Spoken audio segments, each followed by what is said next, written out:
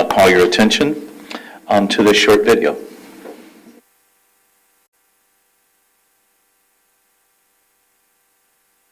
Due to COVID-19, this meeting will be conducted as a Zoom meeting pursuant to the provisions of Assembly Bill 361, which suspends certain requirements of the Brown Act. This meeting is being live streamed on the CCTA website. The chair will call upon members, staff, and other speakers by name. Please speak clearly and state your name before giving comments or remarks. Persons participating via Zoom with their cameras enabled are reminded that their activities are visible to viewers. Members participating by Zoom wishing to speak should physically raise their hand and unmute their mic when called upon. Members should mute their mics when done speaking. Citizens participating by Zoom wishing to speak should use the Raise Hand feature or dial *9 if participating via phone, and the chair or staff will call upon them at the appropriate time. Citizens will have 3 minutes to speak. After 3 minutes, staff will lower their hand and mute their mic. Participants via phone will be called upon by the last 4 digits of their phone number. It is requested that public speakers state their names and organization, but providing such information is voluntary. Written public comments received in accordance with the teleconferencing special notice for public comment guidelines are printed on the meeting agenda. If authors of the written correspondence would like to speak, they should raise their hand and the chair will call upon them at the appropriate time. All written correspondence received after that and during the meeting will be entered into the record. A roll call vote will be taken for all action items. Thank you for participating in a meeting of the Contra Costa Transportation Authority. Great, thank you, Terry Ann. And now, will you please call the roll? Commissioner Carlson? Here. Commissioner Fideli? Here. Commissioner Haskew? Here. Commissioner Kelly? Here. Commissioner/Representative Nowak? Here. Commissioner Perkins? Here. Commissioner Sauce? Here. Vice Chair, Acting Chair Arnrich? Here. Representative Allen? Here. Okay, we do have a quorum. We have members Meadows, Thorpe, and Chair Glover absent. Great, thank you. And the next item on our agenda is the Pledge of Allegiance. And if you were listening on Zoom, please mute your mic. And if you all please stand and join me. I pledge allegiance to the flag of the United States of America and to the republic for which it stands, one nation, under God, indivisible, with liberty and justice for all. Great, thank you. The next item on our agenda is public comment. And this is an opportunity for anyone who would like to speak on anything that's not on the agenda. But first, the Contra Costa Transportation Authority does not condone hate speech in any form. We continually strive to make life better for all of our members of our community and create an atmosphere where everyone feels a sense of safety and belonging. We ask that anyone who wishes to speak does so with civility, respect, and kindness for others. Is there anyone wishing to speak during public comment on an item that is not on tonight's agenda? If so, please submit a public speaker card or raise your virtual hand, and staff or I will call upon you.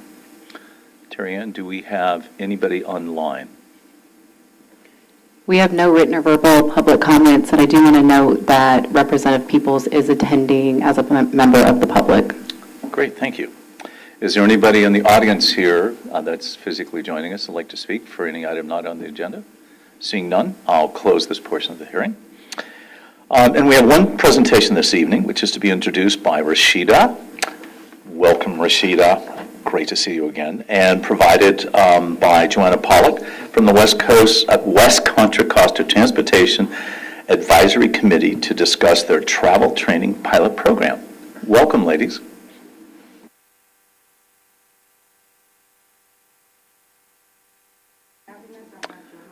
I think your mic is not on. I can hear you, but it'll be a little better. I knew I was going to have problems with this mic. There we go. Can everybody hear me now? We got feedback. Does somebody have? You actually have to leave. You want me to do it? Can everybody hear me? Okay.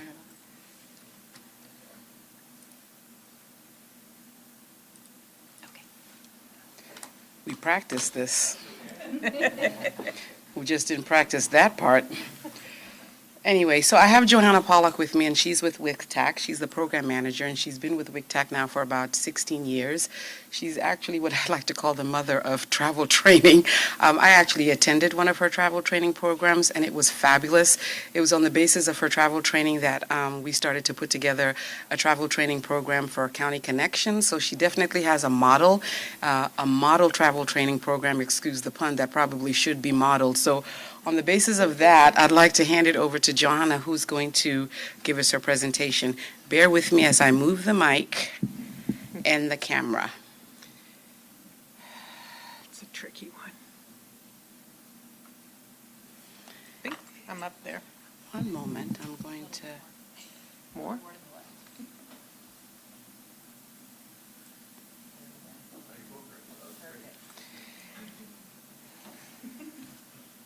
Good evening, members of the CCTA board. I'm very pleased to be here. I'm a little giddy because I'm with Rashida. And when she said I've been here 16 years and that I modeled or something, so I have been with WICTAC 16 years. I've been working in transportation a lot longer than that. And one of the things that I've had the biggest joy doing is this travel training program.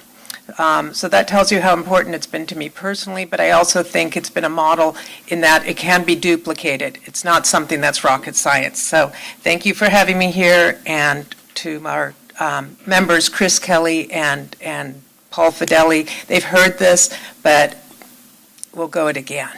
And we'll answer questions at the end. Next, please. I know, it didn't do it for me either.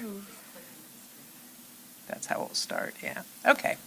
So this is an overview of what we're going to be talking about for the next 15 minutes. The evolution of the WICTAC training program, where it began, how it began, what it's about, what accomplishments we've had since we started it in 2019. And I want to just emphasize that we started it in West County, and we've only kept it really in West County, although other areas in the county are starting to pick up travel training, the transit operators, and I think some of the cities will be doing things like this. And what we learned from the program, which is always excellent knowledge to pass along, and what next steps you might want to take. Next, thank you. So here's a definition of travel training. The first paragraph I'm not going to read because it's too long. The second paragraph, it's really basic. We're teaching people, with an emphasis on senior and disabled, how to use fixed route transit and local transportation services. And we're all aware of how complex the Bay Area is with transportation. So in 2016, when MTC put on a workshop, many of us who attended said, yeah, we want to do this. Well, how do we start? And MTC has really been instrumental in helping us learn what's out there, who else is doing it, how they're doing it. Solano County has a program, Samtrans has a program. We originally thought Center for Independent Living would run this program. They're out of the Berkeley, and I think they actually have an office in Alameda County. They got a grant from Caltrans, and they did a training class that took members mainly from senior centers at cities and trained us how to be travel trainers. With the feedback we got when we did our 2018 study was local cities have a lot on their plate, and becoming an expert on travel training isn't the thing that they were planning on becoming. And really, at the end of the day, WICTAC had the bandwidth. With the support of our board, we were funded for a one-year initial first we funded the study to say, here are the issues and here's what people are telling us they need after doing a lot of public outreach. And what that study led to was in 2019, we actually rolled out a travel training program. We hired a part-time seasonal person, and you'll understand why it was seasonal in a minute. And we went to task. We went with the first initial year being probably our busiest year. As travel training has evolved, it's become a bigger and more desirable piece of fruit, maybe even low-hanging fruit. It is something that the Contra Costa Accessible Transportation Strategic Plan, with all of you are probably pretty familiar with, identified. It also, ironically, when COVID happened, the good news was Measure X was also passed in 2020, 2021, I don't remember exactly when. So that opened some floodgates of money. In 2022, we went up again. We got up and running again with our board approving additional funding. And the ATSP plan started to implement Measure X funded programs. The last year, sorry, there we go. In this past October, we completed what I don't want to say is our final year, but probably the year that's my final year, and our travel training part-time person, we completed our travel training 5th year of our program. So we'd like to see where it goes. The travel training program that we did in West County was seasonal. Often you find that when people are using transit for the first time, if it's cold and rainy and dark, that's not going to be the best day to take them out. When we got our first staff person who's remained with us during the past 5 years, she already knew travel training. She'd gone through our travel training, trained the trainers. She'd gone through being a senior program manager or manager of the senior programs at the City of El Cerrito. We're very experienced with seniors. We reached out to our member agencies in West County and found that they were very receptive to participating. That's key, the partnerships. We also used volunteers. Volunteers are great. Oftentimes, they understand what it's like to be a senior, and they're willing to give a few hours a week or a month to running senior, to doing travel training. We learned that if you take people out on an outing, 4 hours is max. Really, I'm tired after 4 hours, and so were many of our participants. We went to well-planned destinations. We took people using West County type transportation, so the links, BART, the ferry, everyone loves the ferry. We went to these destinations and we visited before we even took people, so we knew what was going to be the hurdle or what was potentially going to be a hurdle. We also typically went to destinations like Oakland, San Francisco, and we actually started going to Martinez because that's where a lot of the medical facilities are. Bathroom locations was key, and that's one of the reasons we would go out, Janet and I, on a dry run and figure out where everything is, food, water, those kind of things. We actually, I think Janet would pick this color, but we use a travel training vest. The interesting thing is if you look at this vest, when you walk around with a vest that says travel trainer, people come up to you. People thought we knew everything. And so when we were in San Francisco, suddenly we were being asked about trolley cars and cable cars and whatever, where's a good place to eat? But it was also determined that because when we're taking people out, we never lost anyone, we could be seen. So, when you see people going on tour guides and they have those big flags, we didn't wave flags. We had these bright pink vests on. People could find us. So once they were at the Salesforce Park, they could walk around, be comfortable, and know they could find us. So I think we did about 26 workshops. Each workshop was roughly an hour. We handed out a pamphlet, and that's where we spent the time directly answering questions about the particulars of transit. We told people about Clipper cards. Senior Clipper cards are half off most fares. That was great. A lot of people, especially we find out the further you go out in the suburbs, people don't know about the Senior Clipper card. We went on 21 outings. They were all great, as I said, each one different. No one got lost. We had a total of 535 participants. That's participants who came to our workshops. Not everyone went on the outings.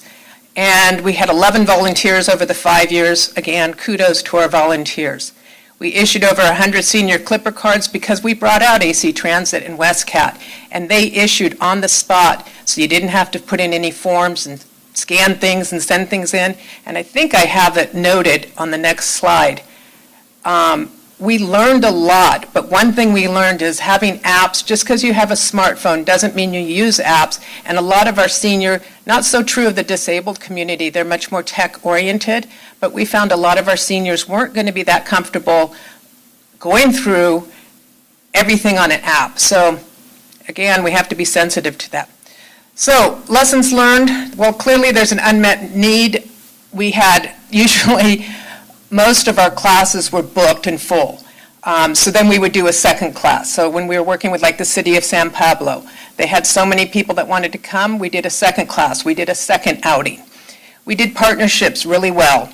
All of our cities, maybe one city in particular wasn't so great, but all of our other member agencies were great.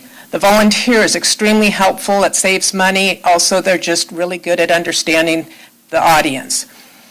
Fixed route outings were the focus, but we also talked about ADA and the Uber, Lyft, GoGo grandparent type options. Those are more expensive in our communities, not as many people using them, but it's still really vital. When people go to medical appointments, having someone take them right to the door, having someone pick them up right afterwards, that's the time they want to know about those things. I mentioned the senior Clipper cards being a huge plus. So it's labor intensive, relatively low cost. We're not boring any holes and tunnels. But it is time consuming. Our seniors don't use apps, I mentioned that. They might have smartphones. Over time, people got more comfortable, even in the 5 years, especially COVID. COVID really changed people's adaptability, and suddenly you found that they were going to have to learn to use at least websites, not necessarily apps. We did surveys in the beginning, and then it just got kind of boring. I worked in a fire department once, and we would do surveys afterwards, and it was like, everyone loves us. Same with this program. We did surveys. People felt better once they'd gone on a trip. People felt safer. People felt more confident. They were more willing to go out on their own. Again, suburbs, less transit savvy. San Pablo, Richmond, and AC and BART services are where people are more familiar. It's transit density and more people are used to it. We found a lot of people who used to commute by using BART maybe, and then they retired, and then they just weren't as comfortable. So again, reintroducing maybe was more the case. The future of travel training, I think it has a huge potential. The MTC coordinated plan identifies it. The CCTA, your ATSP plan clearly identified this as a programmatic element. Our accessible transportation plan done in 2018 led it to the obvious possibility of being a good addition in West County. So funding sources, we paid, I think, $146,000 over a 5-year period. Granted, 2 of those years were really low participation. Those were the COVID years. We didn't take people out. Even when we did take people out post-COVID, we asked that they use masks on transit, just if they feel comfortable, or we felt more comfortable. But I would say it's about a $50,000, at least in West County. That's a ballpark of what it would cost to do something similar on a seasonal basis. There's definitely money for pilot programs. MTC's talked about this. 28B were the funds that we used in West County, B standing for West County, because we had a earmark thoughtfully planned out for things like this. But it isn't built in, it's not baked into our Measure J. So the next steps, it's up to you. I will always be here for Rashida, but I think this is something that WCTAC and CCTA can partner on. We want to see something like this probably be countywide because everything's more efficient. Most everything's more efficient, the more seamless it is. We had people asking us about County Connection and Tri-Delta and other transit operators, so we want to make it seamless. Getting a funding source, that's always a challenge, but making this possibly a year-round program in the off-season, maybe in the colder winter months, doing more training and informational outreach, possibly putting this into kind of a Zoom format. There's a lot of ways to spin it, but I think there's something really critical about taking people physically out. Rita came with us on one of our trips. Rita's a seasoned transit rider, but Rita Xavier from San Pablo, your colleague, and I still think you get some benefits that you wouldn't otherwise. So you see firsthand, you ask questions firsthand, and we really worked well with the operators to get them to send one of their staff along, so that was great. I'm here to answer any questions. Great. Thank you, Joanna and Rashida, for this great update and for sharing your success. Any questions from the board? No. Chris? Oh, yeah. Joanna, thank you very much. I've seen your presentations over the years at WICTAC, and it's always been great. And it's wonderful that you can get people out. And I agree, taking people on a tour, it really makes a difference. So did everybody go to the workshop first and then some went? Okay, so they did that. So how did you find the people the seniors who wanted to go on this? Did you advertise, go to senior centers? Yeah. What did you do? Really, our best partners were the senior centers, but they're also low-income housing, low-income housing, period, in West County. We worked directly. Janet, being pretty well known, it helped that she already had some existing contacts. People found out about us, word of mouth, any number of sources. We went to a few of the local foundations and talked to them, Lighthouse for the Blind. We kind of got the word out there, and yet there's still more demand, latent demand. And I think also COVID kind of changed comfort levels, so people weren't as comfortable going back out there afterwards. And we've had some bad publicity in transit. So I think that also helped to reinvigorate people. We went out to Hercules. There was a huge number of people because we had to close down right before we were ready to do our trips. And they came back. They wanted to know about it, so. Yeah, that's absolutely fantastic. And then how did you find the volunteers, people like Janet whom you work with? So each city kind of has their volunteer group, and El Cerrito had a pretty strong group of volunteers.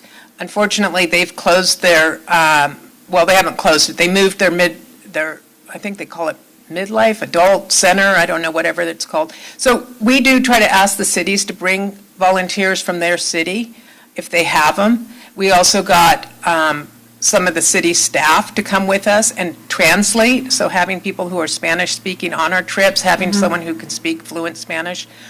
Those are the kinds of things we looked for. I'm trying to think. Yeah, we just picked them up wherever we found them. Janet and I joked that we played pickleball just to find volunteers. Okay, great. And then lastly, on the Clipper card, so now, for example, on BART, you can't travel with a paper pass. So Right. everybody's got to have some kind of Clipper card, either, the hard plastic card or on their phone, Digital. right? So Yeah. it's great. We had seniors that were still using their old Clipper cards that now that they were seniors and they had turned 65, so they needed to check their old Clipper card and get the money transferred onto their new Clipper card. So there's all these little refinements that come along with, going to plastic or going to, I don't think I saw as many people using phones for their digital Clipper cards, but that eventually people get transitioned into the. Okay, and just one last question. So have you been talking with Rashida and other planning committees about doing this in their areas? For example, in the Tri-Delta area, there's a Try My Ride. A lot of seniors might like to learn about that. We'd love to build on this and make sure that other things that are working out there, right? I mean, Yeah. whatever, I was somewhere and I can't remember where, but I think it was free for seniors to ride transit on certain periods of time. So, I mean, there's a lot of ways we can encourage people to ride transit, try transit. I mean, all of us have limitations, some of us more so, but driving at night, driving in the rain. So when we did our outreach, we weren't saying to people, this is going to mean you don't drive anymore, because that's the number one way to scare people. We were saying, this is your option, when and if. And one day you might want to use it more, and right now you just want to know about it. So that was the way we kind of, I don't want to say lured people in, but kept it so it wasn't threatening. Exactly. Well, great. Thank you very much. Thank you. Great, let's go to Paul and then Ken afterwards. Thank you. Okay. Yeah, thank you so much, Joanna. Just wanted to say again that technology is a real key component to this, and in West County, we have some interesting programs where some folks are bringing students at El Cerrito High together to teach seniors about technology, which will definitely help on the transportation front too. And I just want to say, for this agency, CCTA, as we move towards some bold ideas and new challenges, that this is the kind of program we don't want to leave behind, the hands-on program of really teaching people how to use transit, how to get on and to deal with our seniors. I also want to just say, as chair of WICTAC, I want to take this time to salute you because, as Rashida said, you've worked for WICTAC for 16 years, but what she didn't say is December 30th is your last day. So we want to salute you for this. You've been incredible. You've worked mainly on youth and senior disabled transportation issues, and one of your accomplishments was to help create the West County Mobility Management Group, and that's to improve coordination among all the various folks. And then this program that we've just heard about is wonderful, and you've done all that by being a cancer survivor. So much congratulations and good luck to you. Thank you. Thank you very much. Thank you. Ken? I just want to appreciate what you've done and what you are doing. Is there any follow-up with the participants in the sense of 6, 8, 12 months after the fact to kind of see if we have, I don't want to say necessarily converts, but I'm going to use transit, or I am using transit more than I did before because of this? Yeah, I would say that we had well-intentioned efforts to do that, and then COVID came along, and I don't think we have any valid data, other than people word of mouth telling us. And what also happens is when our senior centers tell us that people have, A, gone out on their own, B, want to have more information or come back to them with questions, that kind of thing. And we never limited if people wanted to be a repeat rider, because not always the first time it sticks.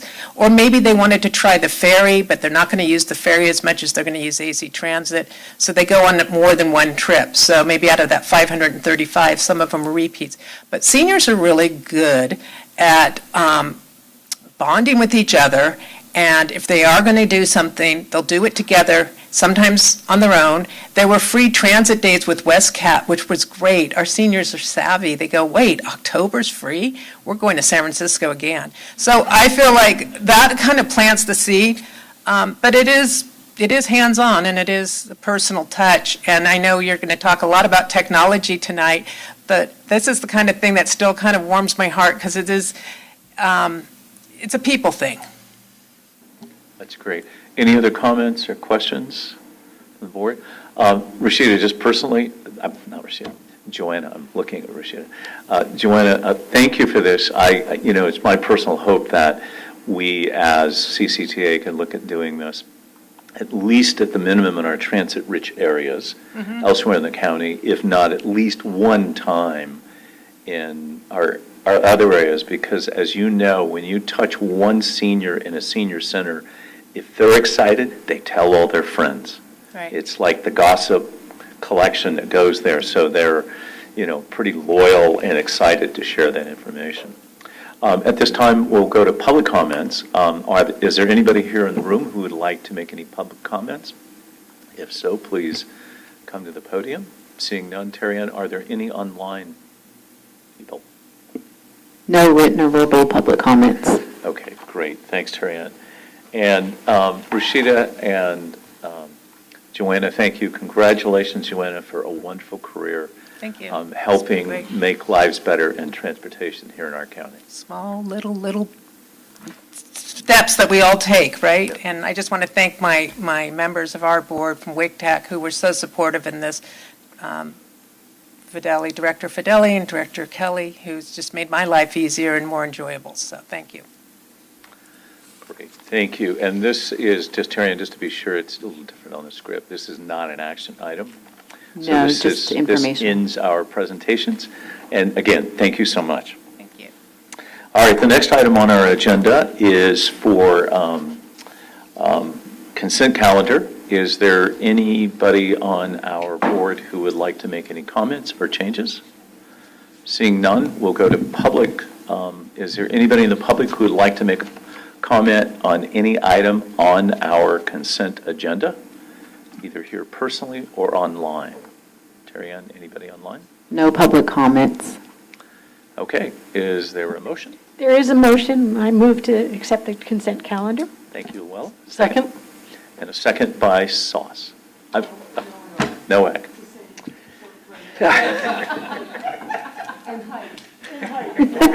I was looking that way, and I just assumed she was going to say it. Okay. First by Luella, second by Sue. Any further comments? Seeing none. Terry, will you please call the roll? Commissioner Carlson? Yes. Commissioner Fideli? Aye. Commissioner Haskew? Yes. Commissioner Kelly? Yes. Commissioner Nowak? Yes. Commissioner Perkins, Yes. Commissioner Sauce, Yes. Acting Chair Arnrich. Yes. Motion passes unanimously with Commissioners Meadows, Thorpe, and Chair Glover absent. Great, thank you. This will take us to our regular agenda items tonight, and we'll start with item 8A, which is from the Administration and Projects Committee. And the first item is going to be introduced. It's informational only, but a big item, presented by our Executive Director, Timothy Hale, on advancing the organization. Tim, welcome.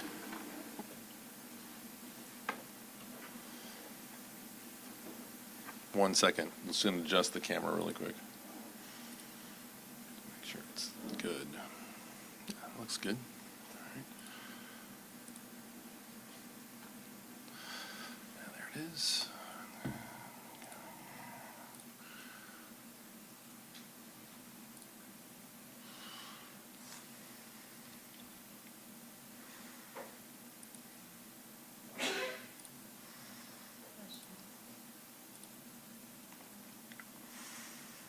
Perfect. All right, thank you, Vice Chair Arnrich and Commissioners. Really appreciate the opportunity to kind of build upon the conversation that we had at our board workshop on October 19th and 20th. You're going to hear really from two people tonight, me and also our Director of Planning, John Hong. And these were really two items that we didn't have the opportunity or ran out of time to cover at the board workshop, and we wanted to bring them forward here to the authority to be able to continue that conversation. And this is important because as we are at CCTA, our staff, we're looking ahead to 2024, and we're also developing a work plan around CCTA 4.0. And then, John, our Director of Planning, he's also developing the CTP. So these items are really important and timely to bring to you for discussion tonight, so we can kind of continue with our work. And so tonight I'm going to kind of talk more about advancing the organization. And at the board workshop, we talked about, how CCTA would take kind of a leading role in managing the transportation system and kind of coordinating the transportation system. And I want to build upon that in terms of what that means to CCTA and how that will advance, how we need to advance as an organization to really meet that kind of that new vision, that new goal.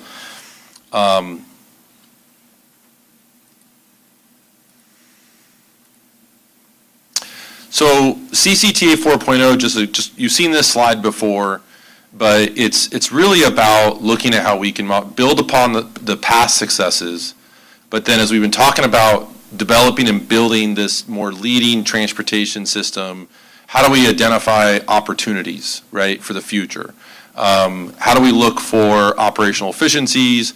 How do we look for different business models or new models in terms of either creating new entities or relying on public-private partnerships like we've done with the Dynamic Personal Microtransit project? And also, as we look towards the future, how can we diverse our funding streams so we're not 100% reliant on Measure J, and looking at how we can leverage, bringing in private equity, but also looking for opportunities to, look like share mobility hubs and operational type of revenues as well. So just a bit of background on this, and we haven't really gone into much depth on this, but I wanted to spend some time here in terms of what is our authority, really? And our authority is built out of Public Utility Code Section 180,000. And that essentially provides us the ability to be a special district, basically. And then we also have the CCTA Administrative Code, which is pretty self-explanatory. I'm not going to kind of go into deep dive there. But then you also have the state designated congestion management agency statutes. And just as we look at our authority and we look at what we want to do in the future, and I have some really clear examples in future slides, it really, when you look at our authority, it's not exactly very direct in terms of operations. Our authority is actually very vague. It's very broad, okay? And I think it's designed that way for a reason, because there's other agencies like CCTA across the state that are doing similar things like operations. Like, for example, Riverside County Transportation Commission, they operate rail, and so there's other agencies similar to ours that are operating things under the same type of authority code. And so I think as we look at this, the Congestion Management Agency, it's really just broad language that says that CCTA can really do whatever it needs to do to improve the transportation system and make it more multimodal. Okay, and so as I go through some of these operational scenarios, I'm going to kind of refer back to these two specific legislative authorities, Public Utility Code Section 180,000 and then Congestion Management Agency. And the Public Utility Code, what we found in terms of our research, and we did this with our legal counsel, is that we can do operations or have operational authority under Public Utility Code through agreement, right? So this means we have to enter in an agreement with someone. So enter into an agreement, say, with the city or with Tri-Delta Transit or with someone that has operational authority. Congestion Management Agency gives us broad authority for operations to be able to manage, to be able to do operations specific such as shared mobility hubs, right? So we found, and we actually met with the APC on this in advance back in July on this, and we all kind of came to the conclusion that we feel that we have the sufficient authority to be able to accomplish this vision and advance the organization. And I'm going to kind of give you some very specific examples under operational scenarios. So use that click in the enter button here. So one of the operational scenarios that we looked at was local agency support. And I think this is an important one because when we meet with the local agencies, they're very excited about the opportunity to expand our ability to coordinate. And I think there's some very clear examples of this. But they want us to help them implement projects with federal funding, large projects, grant management, and be able to coordinate large multi-jurisdictional projects across certain corridors. So for example, if we did a large project on Pleasant Hill Road or Ignacio Valley Road, we would have the cities would want us to kind of step in and coordinate a project across multi-jurisdictional, such as what we're doing with the Smart Signal project. And then also streamline contracting. So this was a good example. We learned about this in the Safe Streets for All project, where we're bundling projects to get more efficiencies, better contracts, cost savings, et cetera. And so some examples of this that we're already doing is Iron Horse Trail, the Bollinger Canyon pedestrian overcrossing. We're using CMGC to deliver that project. The Smart Signal program that John is leading, the Safe Streets for All project, and then also these earmark projects that have been done across the county with Congressman DeSaulnier. We're helping and supporting the local jurisdictions to deliver that. So you may ask yourself, okay, in terms of public authority or authority to be able to do a lot of this, Iron Horse Trail, that's done under current legislative authority under CMGC, but Smart Signals, the ability for us to support and take a more leading role in terms of managing the transportation system would be done through a cooperative agreement with the local jurisdictions or an O&M agreement, an operations and maintenance agreement with the local jurisdictions. The next set of opportunities is the dynamic personal microtransit. And so this is, again, something we're already doing. It's looking at operations and maintenance in this. And so really what gives us the authority here is an agreement with Tri-Delta Transit under Public Utility Code. So I'm just trying to build the correlations here so you kind of understand the relationship to the operational scenario and our authority. The next one is expansion of, why is it not going forward? There it goes. Next one is expansion of Gomentum Station. And so this is also done through our Public Utility Code or Special District Authority in terms of being able to operate this program. You could also argue that it's also within our Congestion Management Agency authority as well in terms of broad oversight of improving and managing the congestion here in Contra Costa County. The next one is, I don't know why this is really finicky. Go back one more. There you go, SAV. It's like really finicky. So on the Sheriff Thomas vehicles, so this is another one, an interesting one, because we're operating the Sheriff Thomas vehicles down at Bishop Ranch, and you may ask, well, where's the authority there? Well, that authority is actually given to us through the federal grant agreement that we have with the Federal Highways Administration. Because we put in this federal grant agreement that we were going to operate these shuttles, that gives us the authority through that agreement to operate those shuttles under our Public Utility Code authority. So you kind of see the correlation. As long as there's an agreement in place, we're able to actually do the operations for a particular operational scenario. So future initiatives that we're kind of looking at is the IDEA grant, Transit Signal Priority Project. And again, this has actually given us the ability to do it through cooperative agreements with the City of Walnut Creek and City of Concord. Bus on Shoulder, that will also be done through an operational maintenance agreement with Caltrans. The Mobility on Demand, or the Mobility as a Service platform, that authority would be done through our Congestion Management Agency authority. Again, that broad multimodal agency authority that would give us the ability to operate that program.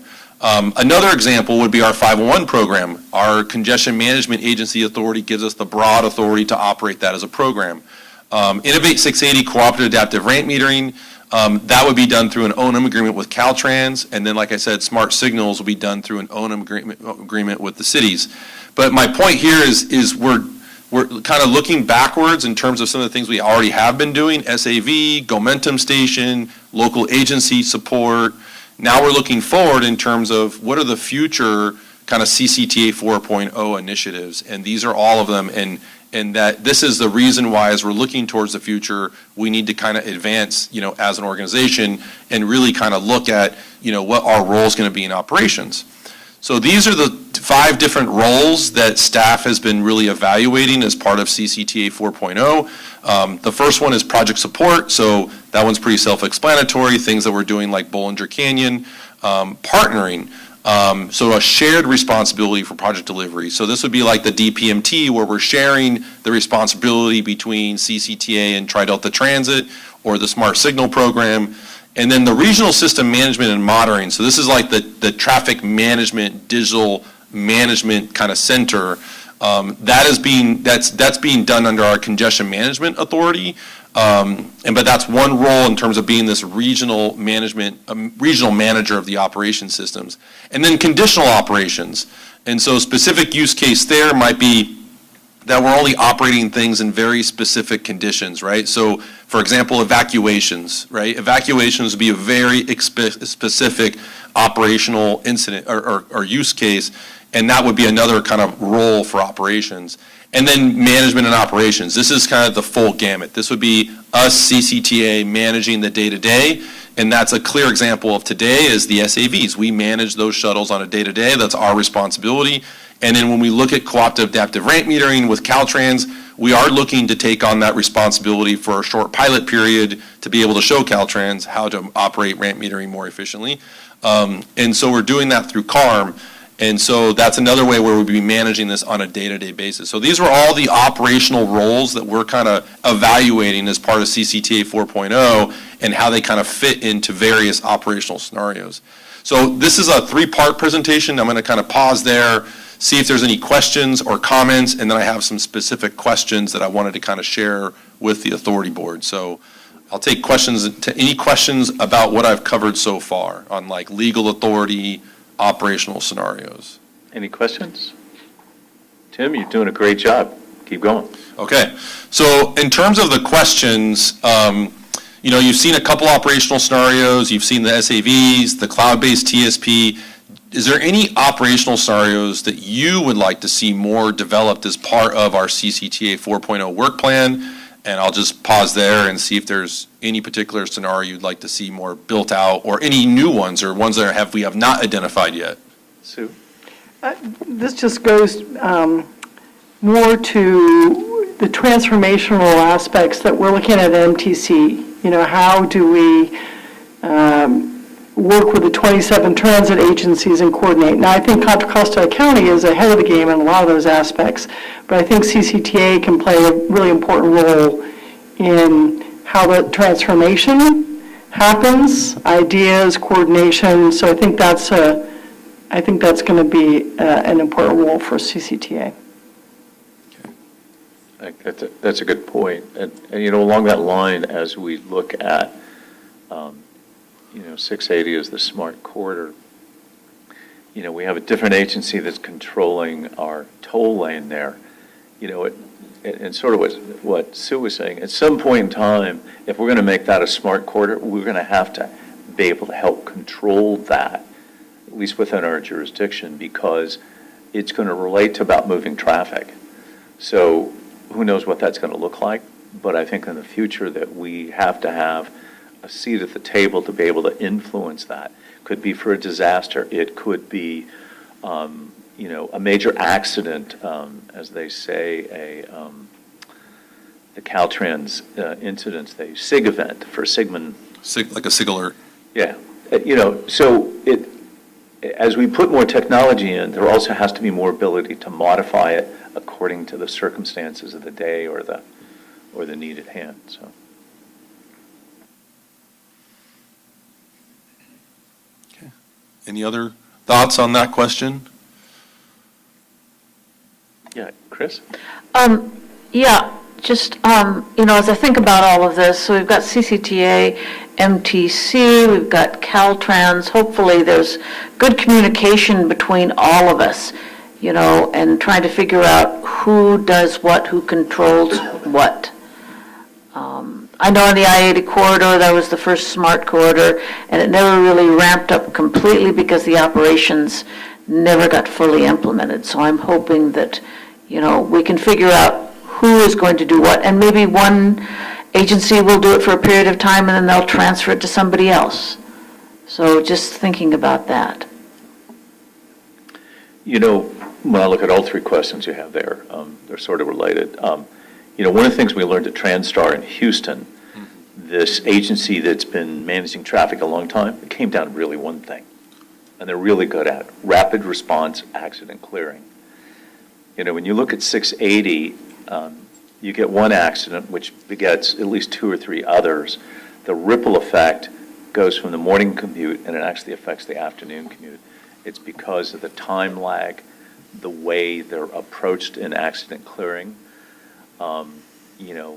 What Houston did and how they contract for that and created this incentive for it to get cleared.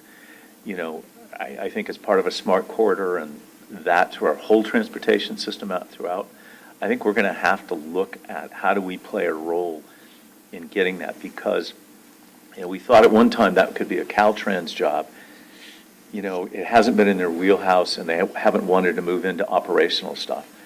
But, given that we're not going to be widening anything, we're not going to be doing that, we're going to be using technology, methodologies to move traffic more efficiently, it's still going to get down to that one thing. How do we clear the accident? Because all the greatest technology, may reduce the number of accidents, which is what we're hopeful of, but when they happen, if we can't get there, we've blown out that day or whatever it is, so. And just so if I could build on that, because at Transtar, if I may, what was it, when we asked them, why is the DOT not doing that?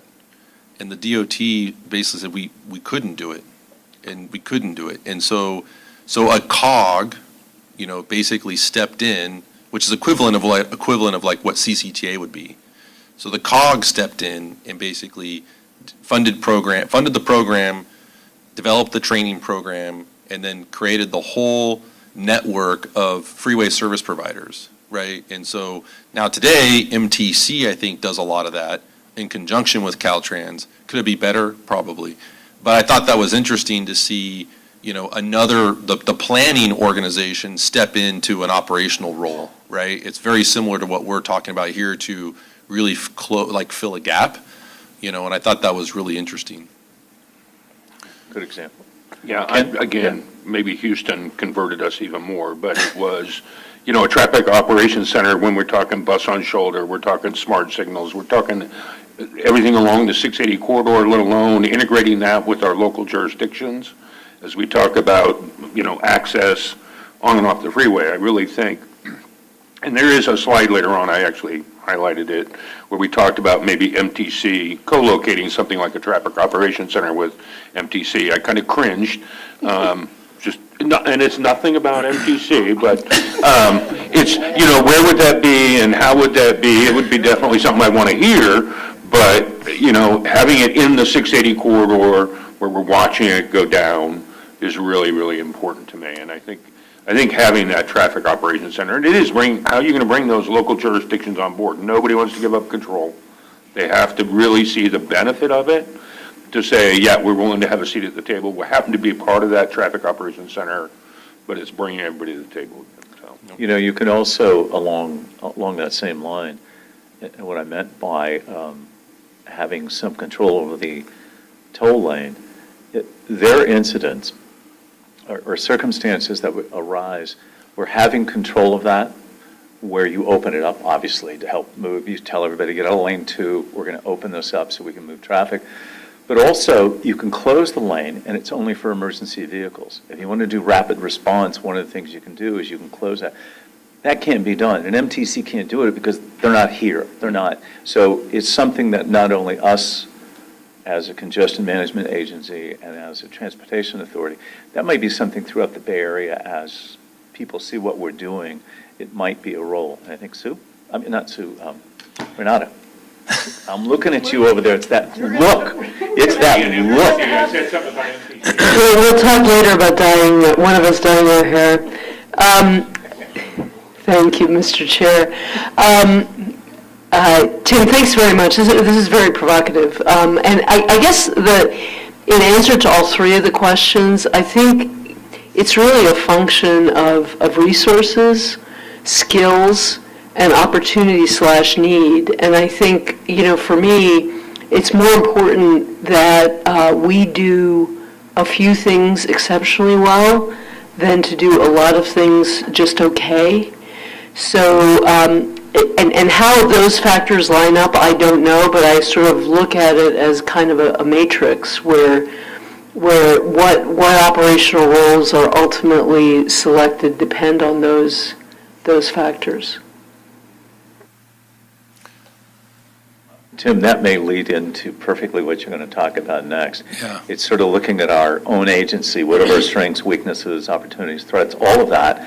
And then if these are the things we want to do, recognize those, where do we need to fill those gaps to make us successful at that? So. Well, and I think maybe just building on that really quick, I think that's what's really important about question number 2 and number 3, because we're not trying to do everything, right? That's really what needs to be. I mean, what we're trying to do is really look for opportunities to fill the gaps, and so this has been like, for example, when I've introduced the CCTA 4.0 concept to people, like, for example, the trans operators, the trans operator gets really nervous, like, why are you trying to become an operator? Well, we're not trying to take over transit operations. We're trying to understand where the gaps are and how to fill those gaps, right? And we have this conversation a lot, and we're going to continue having it as part of the coordinating entity discussion, because even in the coordinating entity discussion, as we identify new strategies, the first thing we want to do is who is best fit to operate those new strategies. So it might very well be the trans operators, and so we should give the trans operators more money to do what they do really good at, and then we should just be doing the gaps, right? And so I think as you look at kind of question number 2, my reaction to that is things like share mobility hubs, right? First and last mile, micromobility. Like I see us having a really key role in kind of closing those gaps between the operations of both the city, with the cities and with the trans operators. And a really good example was this cloud-based transit signal priority project, right? Before CCTA decided to take that on, we asked around. We said, okay, who wants to do this? Does County Connection want to do it? No. Does the city of Walnut Creek want to do it? No. Does MTC want to do it? No. So no one wanted to do it. So then it was like, okay, well, I guess CCTA will do it. Let's fill the gap, right? And so that's kind of how I see this in terms of, expanding this role, is we're closing the gaps and then we're coordinating the existing operations in a more efficient way. So, and I think, go ahead, Noel. I said, go ahead. Oh, no. Yeah. You turned your light on, so I thought you were going to say it. So. No, I was waiting for you to done. I was going to call him Paul because he wants to. So then the last question, because building on, I think, Commissioner Sauce's point, is there anything that you don't want us to do? right? Like if we're not trying to be this master of, what is it, master of what is it, master of all, nothing, anything of none, or whatever it is, but Jerry, jack of all trades, but there you go, master of none, that's what I needed, master of none. So we're not trying to do this. So is there anything in specific in your mind as you kind of look across the landscape? You know, for example, transit operations. We do not want us to do transit operations, right? That's an example. So like, is there anything in the operational role that the authority should not do? Paul? Yes, thank you. And this may be a question that we or you, all of us need to ask after we evaluate all the questions you present to us. But you're talking about all the stuff in between that we will do. When we find out and clarify our direction maybe a bit better, are you satisfied with that? Or is it something that we need to fine tune and clarify with the legislative redefinition of our authority? Is that something that's down the road afterwards, what we want to do? Maybe that's when we need to find a legislative author to help us move in clarifying our specific special district? Well, I think what we need to do is, as operational scenarios present themselves, we will evaluate our authority and whether or not we have the authority to do those operational scenarios. And who knows, we might have an operational scenario where we don't have the authority and we just say, nope, we're not going to do it. Or, to your point, Commissioner Fedeli, we may come back to the authority board and say, hey, let's get maybe some project specific, very, very specific language. I don't think we want to go for more this like broad change in the public utility code because it'll affect a lot of agencies. So I think what we need to do is when we're looking at different scenarios and we run into a roadblock to a very specific use case, then I think that's how we would address that legislatively rather than doing like broad legislation. So I think that's a good point. We always have to. But with what's being presented now, we're all within our authority. Within our authority. On these various levels. You know, and this is personally, you and I have never talked about this, for your last question there, what we might not want to be. I see as like what we're doing for autonomous vehicles now in Bishop Ranch. I see that as a test. I think that's a good role. But I do like the model, what we're looking at in East County with Glideways, where on this personal mobility, we're doing a partnership and we're essentially contracting for it. We're giving the criteria what we want to accomplish, but ultimately they would run it and manage it and things like that. And I think anything we can do to help seed those ideas, help get them going, you know, find the locations we need it, and then find that partner. I personally would rather see that because, one, those are high liability areas. It's new technology.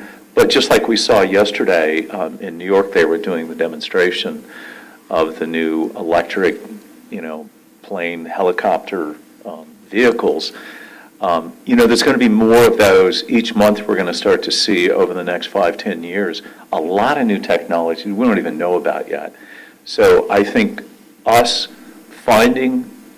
identifying the problem and then finding the solution and facilitating it, and even if we have to run the pilot program, I think that's an appropriate role because it's got limitations, it's got, very strict boundaries, that we ultimately get somebody else to run that. And again, it could be one of our partners that we already have, and absent that, like Glideways, to go there. So just my 2 cents.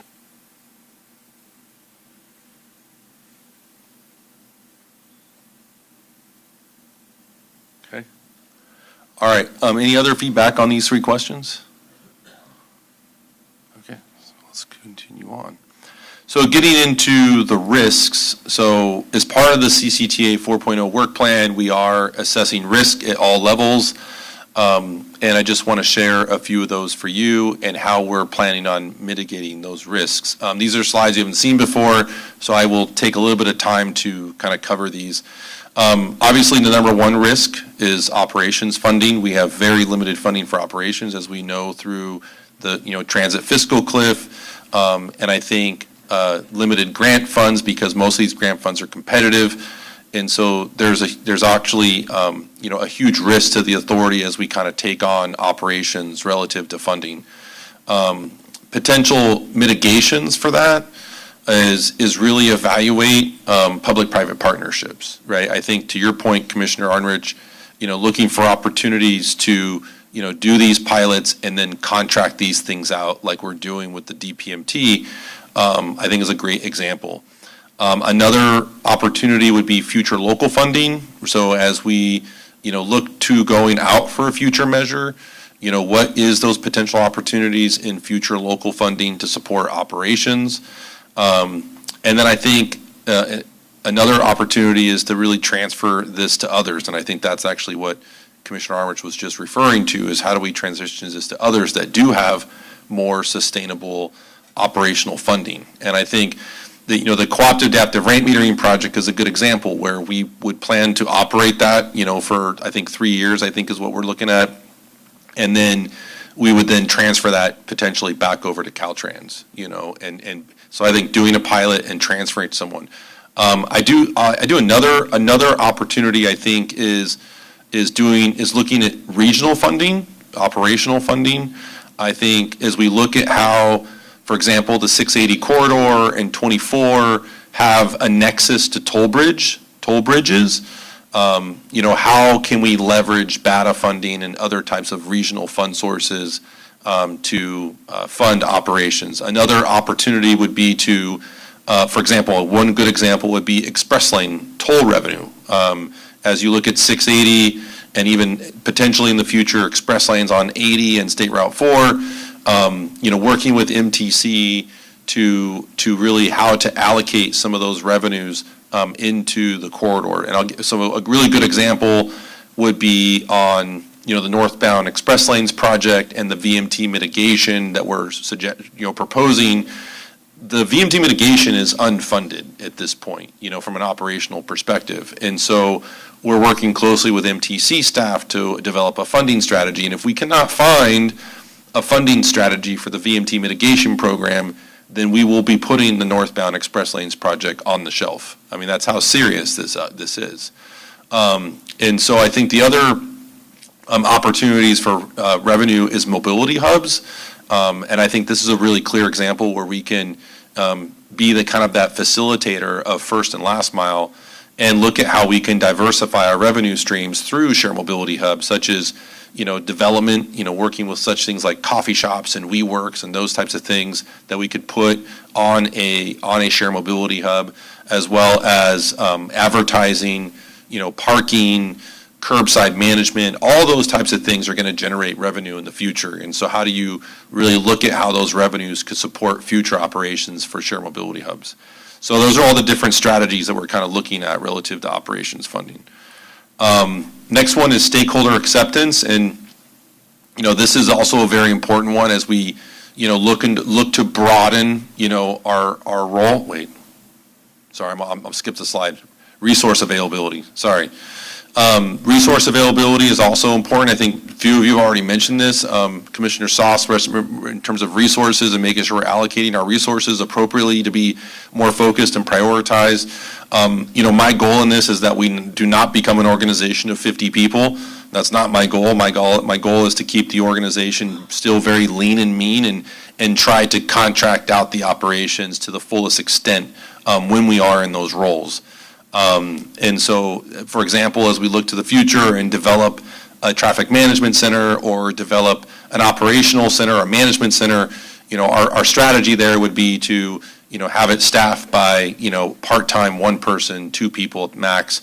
And so my goal is to really keep it more lean and mean. And, if we do step into this operational role, then we would hire maybe 2 or 3 people max, and then everything would be contracted out, through companies like, Glideways or through Beep or these other third parties that can be responsible for and actually really transferring that risk to those third parties for operations. So in terms of mitigation, we're currently looking at this organizational assessment, right? The organizational assessment is really looking at how we're going to build out our future organizational chart. We're developing an operational readiness assessment, which I'll go into a little later.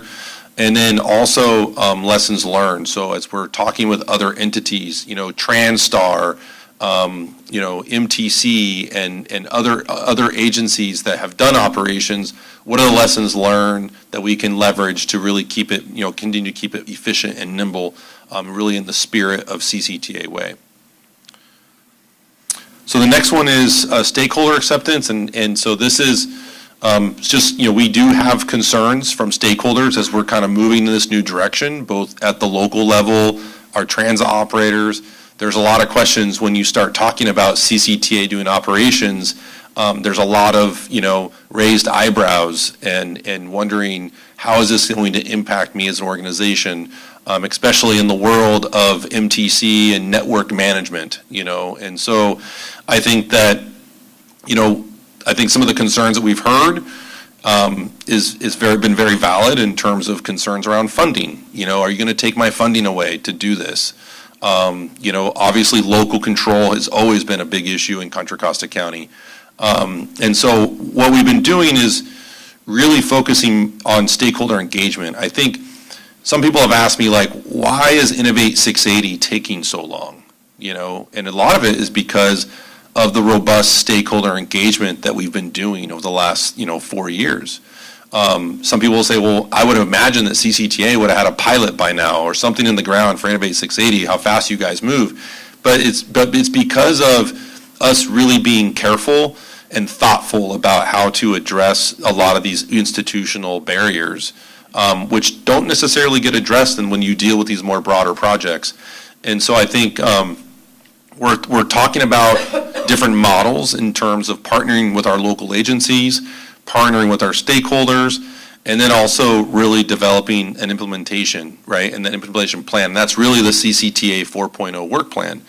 And I think broadening that engagement at all levels, right? So we've been looking at levels of elected officials, but also at the city manager level, general managers of transit operators, all the way down to the staff level, and our different stakeholders we've been reaching out to each of these individually. So for example, with the city managers, specific to this effort, we created a steering committee or a subcommittee of the PMA, the Public Managers Association, with the city managers, specifically to address these CCTA 4.0 issues. And so those are all like the mitigations that we're working on. Next one's new and evolving technology, and I think I'm not going to spend too much time. I think we get this in terms of technology evolves. Are we going to be building old technology because technology? And I think this is just a constant thing that we're going to have to be aware of as we're developing these projects. Like for example, the Smart Corridor, the 80 Smart Corridor. Someone could argue because it took almost 10 years to deliver it that you actually at the end delivered obsolete technology. And so we don't want to do that with our projects. And I think that's what's important about, and this is in the mitigation strategies, is to really do pilots and demonstration projects, right? And do more of this kind of incremental type of approaches. And so we've been talking a lot about that within staff because we have this big, broad vision. Tim thinks big. How do we implement in small, incremental ways? Do we just pick a single corridor? Or do we pick a mile of a particular corridor versus like an 8-mile corridor? So it gets back into the work plan and looking at phasing and strategy, and really also again, relying on the work that we're doing at Gomentum Station and understanding what those new technologies are through public-private partnerships. Okay, so that's that part. Any questions or comments on that part before I jump into the questions? Sue, and then Ken, or?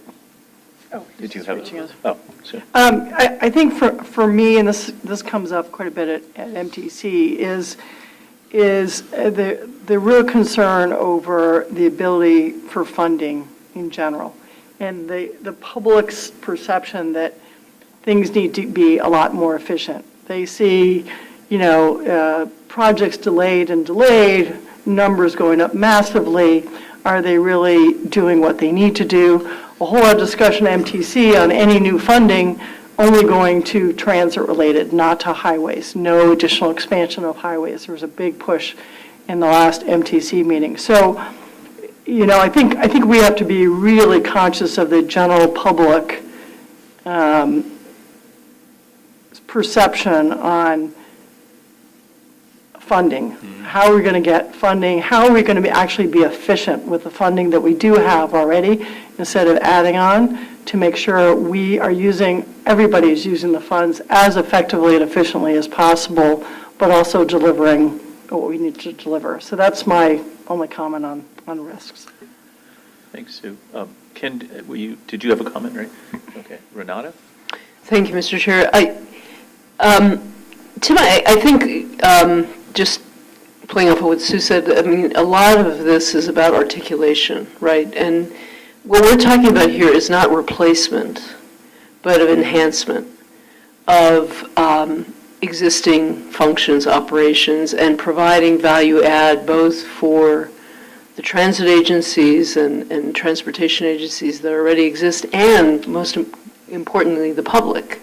And we talked a lot about this at our retreat last month, about what that value add is. So I think that to me is kind of a overarching theme to all of this. And I think in particular on the funding side of things, as Sue mentioned, it's going to be really important that we frame this correctly, so that we can rely on, the constituents and taxes as a source of funding, but then also I like that you've got other alternatives on here as possibilities, because as we pivot as an agency, I think our approach to funding needs to pivot as well. Chris? Building on what Sue and Renata said, I am most concerned about communicating to the public, the average resident, the average voter, what all this funding is doing for them. We do lots of planning and all of this, and it's very important. But at the end of the day, the average resident wants to know, well, you folks are spending all this money, whoever you is. Now, how is it helping me? And so real solid examples that we can point to. We may not have all the answers now, but over the coming years, we've got to be able to speak to the public. And I know we're stepping up our communication now on social media. That's great. But again, tying the funding to something that helps those residents. I would just add and something that Sue said, and maybe expanding it in a slightly different way. It is about our public, and does have a relationship to MTC, that I think people in our county trust what we do. They can touch and feel it, and they know that they're going to see some result from that. And we have some great examples of that. But I think what you highlighted in MTC is that's part of our problem. They're looking at the world for their goal, and it doesn't include Contra Costa County in so many ways. And if you think about it, the evidence of that is they owe us $600 million from RM3.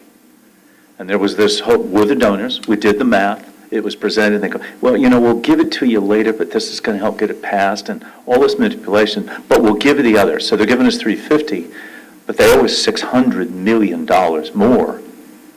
Have they ever had a conversation of it recently? No. It's like it doesn't exist. So if we don't create our own destiny, we are going to be a subservient community that's supposed to be providing housing for everybody, that's going to have more problems than anywhere in the Bay Area, but yet we don't have any choice in it. So if we're not the leaders, there isn't really an alternative to that. So I do think strongly that we need to do this, obviously to be cautious, but I think our value proposition that we have is stronger. We still have to advocate for our fair share, and we're going to see some results that might be surprising as we see these two regional measures coming, and they're Bay Area wide. And I think people are going to speak very differently from different counties based on what they perceive that they're getting. So in a long-winded way, I think we have to be the leaders. We just have to be. And we have proven ourselves in a way. And it doesn't mean that we're not going to cooperate. In fact, we need the cooperation. But I think we can show we are a value added to the Bay Area transit system, which in network, better word, of a variety of things. And the things that we've done are really successful. I mean, not only from our big projects, the tunnel, Highway 4, our experimental, even our ferry out of Richmond. I mean, who started a ferry recently that's been that successful? Took us a long time to do it, but we did it at the right time. So we have to keep fighting for what is our fair share. And the only way to do that is to demonstrate our value proposition as an agency. And we can't get run over in that. Otherwise, we're not going to do anything here. We're just going to sit back and be told what's happening. And we're going to be told to death, as in TOLLED, to force us to do something. And that's not a right that I want to stand around and wait for. We need to lead the way, and we have to demonstrate the way. And we have demonstrated how to do transit differently, how to do it in the 21st century, and even looking towards the 22nd century. I won't be here, but anyway, any other comments on this? So maybe I'll just go to the questions, and rather going through each of them, I'll just maybe have you all comment on the three. But I think as we gone through the mitigations, I mean, do you feel like the risks, can be mitigated? Is there something in there that we need to be considering in terms of a risk that we're not considering that you may have been thinking about? And then I think as I gone through the presentation, as we're developing this work plan, happy to bring back any more details on any of these risks that we've identified or have not identified, to the authority board. Sue? I think honestly, the biggest risk is that the regional measure, whenever it gets done, MTC doesn't happen, fails, and a local measure doesn't fail. And then what? In my mind, that's the biggest risk to a lot of this. And while I agree with Bill a little bit on that we have done what we've said we're going to do here, the general public still doesn't know that. The general public really doesn't. And that's who we have to count on for votes. And so, my big fear is when I hear from the public on being taxed more for transportation, it's going to be an uphill climb to get either measure done. And I think it's really going to be very important, as we've been pushing at MTC, to show those transformational efficiencies being put in there, and therefore, you got to believe that this money is actually going to help that, and that's got to be, we've got to be a part of that discussion as well. And so, for me, the biggest risk is neither funding passes, and then what do we do? Because that's a lot of challenge for everybody. Well, and along that line, we're pretty good about getting funding, and that we have been positioned well to go after grants, and we're good at it. If we're into these other areas, there's a lot of grant money out of there, and these are multi-year grants. So I think that would be no project we would take on unless we knew where the funding source was, and that is part of the condition. You try it, you don't get the funding, then you're not going to do it. But I think in terms of the real risk, the risk is a case-by-case basis. I don't think we could do a global, I'm worried about this or that. I think it's this, the first thing that comes up to us, what's the first thing we're going to tackle as a new area? What are the risks? If there's financial, there's liabilities, or all of those, there's a staffing. How long can we accomplish in this period of time with the funding that we're going to get? But I don't see us taking on anything unless we have the funding. And it's either going to be because we had a measure, and this is part of the measure. I think it's more likely that it's going to be grants. And again, our agency, positioned in the United States, we have gotten grants in the U.S. out of 50 states where only 2 or 3 states got it, and we were one of those agencies.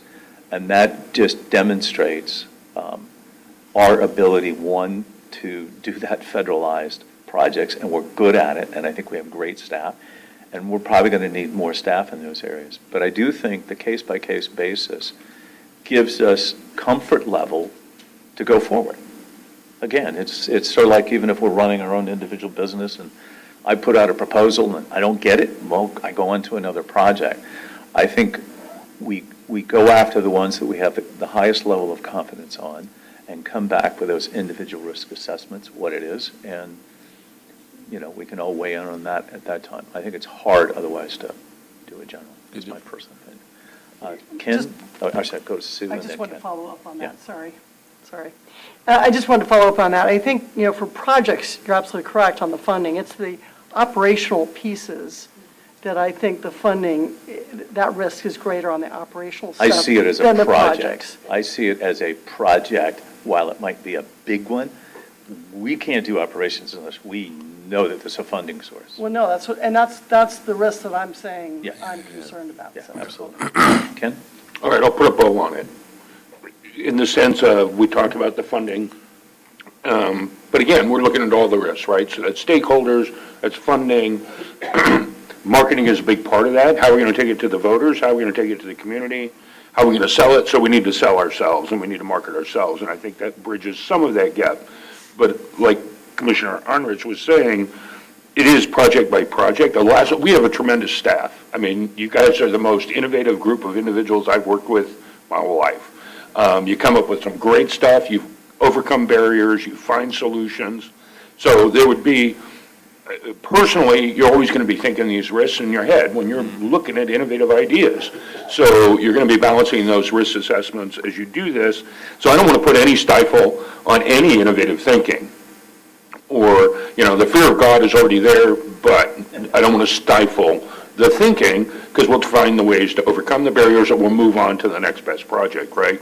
But I think to overcome the funding issues, especially when it's going to the voters, is marketing. When it comes to local control and the stakeholders and overcoming some of those barriers, it's marketing. We can do the job, or we can partner with you, or we can partner with the right people to overcome those issues and those barriers.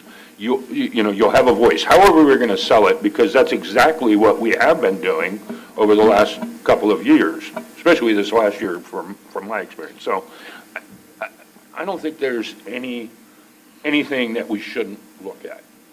And I don't want to go in and like the previous set of questions, I don't want to say, don't even go there, I would say it when it came to, let's not take on transportation operations in the sense of our transit agencies. But otherwise, I don't want to put the handcuffs on anybody.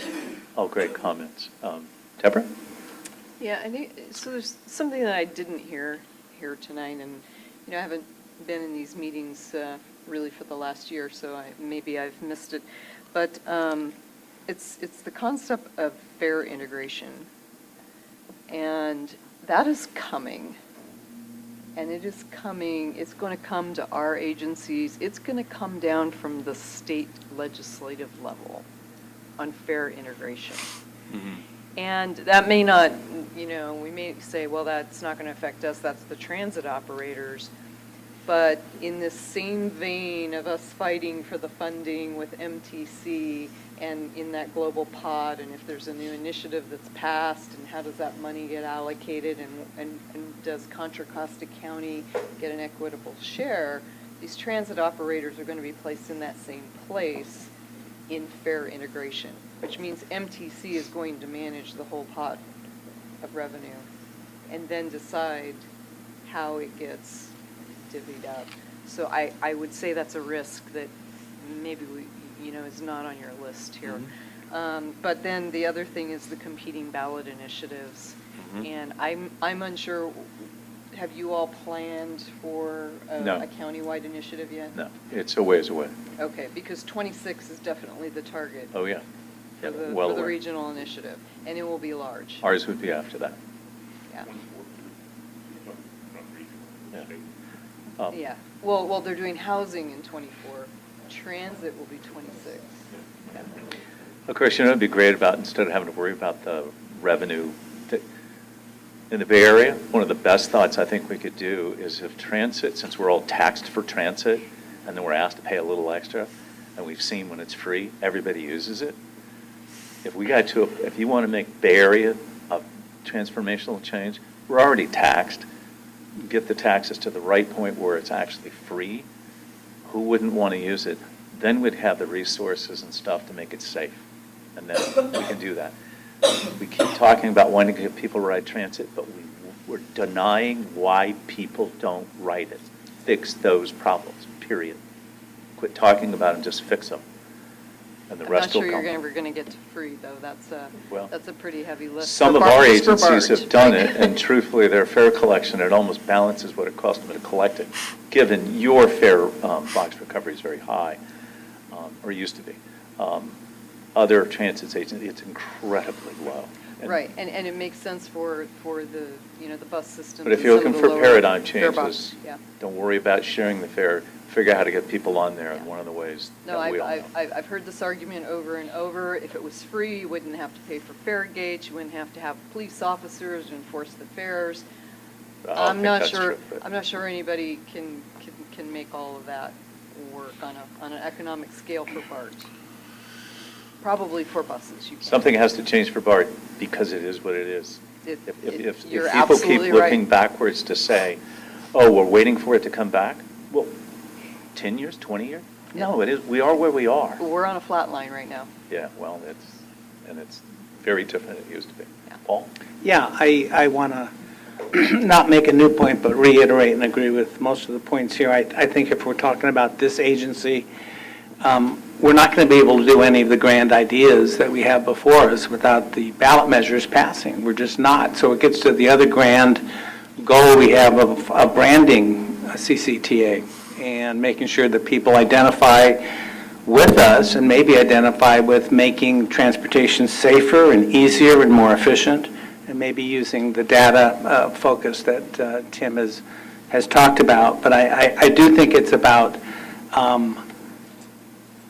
making people realize who we are in the next 2 years. There's a time limit here that we have to really work fast on. So I would prioritize marketing, as Ken says, but then actually focusing on the things that make it easier, safer, and cleaner for travelers and voters. So I think it's, nothing new, which is what it is. A good point. It also makes this, and just for MTC is going to be asking for our support. It's exactly the time, that $600 million RM3 commitment, we need to resolve that before we can move forward. Because if we don't do that, we're just going along with the same thing that we've always done. So there's an opportunity. Chris? Yeah, I know I've said this before, but I'll weigh in. I think to make transit really work in our suburban area, we're going to have to show the public that we can solve, or at least really start to address the first mile, last mile issue. And that might be shared autonomous vehicles, just going first mile and last mile. It might be micro-transit where appropriate, where it'll work. But if we can't do that, then people are just not going to hop on transit because we're just way too spread out. But if we can show the public, if we can market to them and say, hey, this is really going to help you, then I think they'll support us. Thank you, Chris. Scott? To me, one of the biggest risk mitigation things we can do is we can show success, and the way you show success is by being an expert on everything you do. And if you can't be an expert on it, maybe it's not something we should be doing. Wherever I've worked, you do your research, and I appreciate your opening remarks about going back to the Public Utility Code and the other enabling legislation to determine what it is we can do and what we can't do, and that becomes the bedrock of everything you do going forward. So once you do that, then you can work to become an expert on whatever it is you want to make work. And you do that, as we're doing oftentimes, through these pilot projects. And we're learning a lot, whether it is transit training, thank you very much, that clearly was a success that we hopefully can build on to meet the needs of a group. It's not a huge group, but it is a very worthwhile group to make sure that they can have access. Whether it's the ramp metering system, we can be the experts on it in the United States, and we shouldn't embark on it if we can't be the experts. And then when you are the expert and you have a success, people will recognize that it worked. The fourth bore was a huge success. We can't build fourth bores every week, every month, every year. But to me, the key to success is being an expert, and that's one of the ways we can mitigate risk. Thank you, Scott. Any other comments from the board? Anybody? At this time, then, Tim, is there anything else you want us to go over? I got one next section. Okay, sorry. And then we'll go, and then All right, this will be the thanks. last section. Okay, so we talked a little bit at the board workshop about, digital road operator. I know that sounded confusing. It's now digital road manager. So we'll brand it somehow. We'll call it something, digital road manager, whatever the case be. But I wanted to kind of just talk a little bit about what this actually means to the authority, because we did talk about it at a high level, and I'm going to hit these slides very quickly, just because to get through it in terms of time. But this digital road manager concept is really about making the system more efficient, but also anticipating these trends that are happening. So for example, today, we had a workshop today with Hochbahn. So here's a public transit operator that flew here all the way from Germany, from Hamburg, Germany, to meet with CCTA to learn about what we're doing. And obviously they're doing some other tours that they're talking to Waymo and Zoox and others, but they found our program extremely fascinating because they see where these trends are going. Because, for example, we talked about Waymo. Well, Waymo's got their business model. They're going to go out there and do robotaxis. Well, how do you manage robotaxis, right? Well, you're going to have to manage that with digital policy, right? Where can you park? Where can you pick up and drop off? And you're going to have to set inside your cities within geofences and so forth these digital policies. And so that's really what this digital road manager is in terms of kind of anticipate the future and the future trends of how to better manage the system. And then obviously offer new services like the Share Autonomous Vehicle, Share Mobility Hubs. But this gives you kind of three domains that we kind of looked at.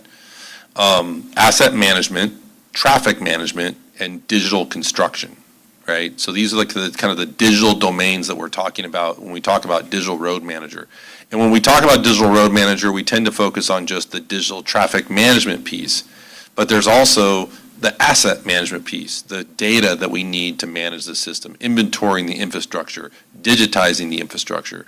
Digital construction, we're already using some of these methodologies, but building, digital twins, applying building information modeling that we're doing on 684. And then in the middle of all of those, you essentially fully implement what's called kind of connected cooperative mobility, right? It's all connected, right? That's like the absolute goal we're trying to get to.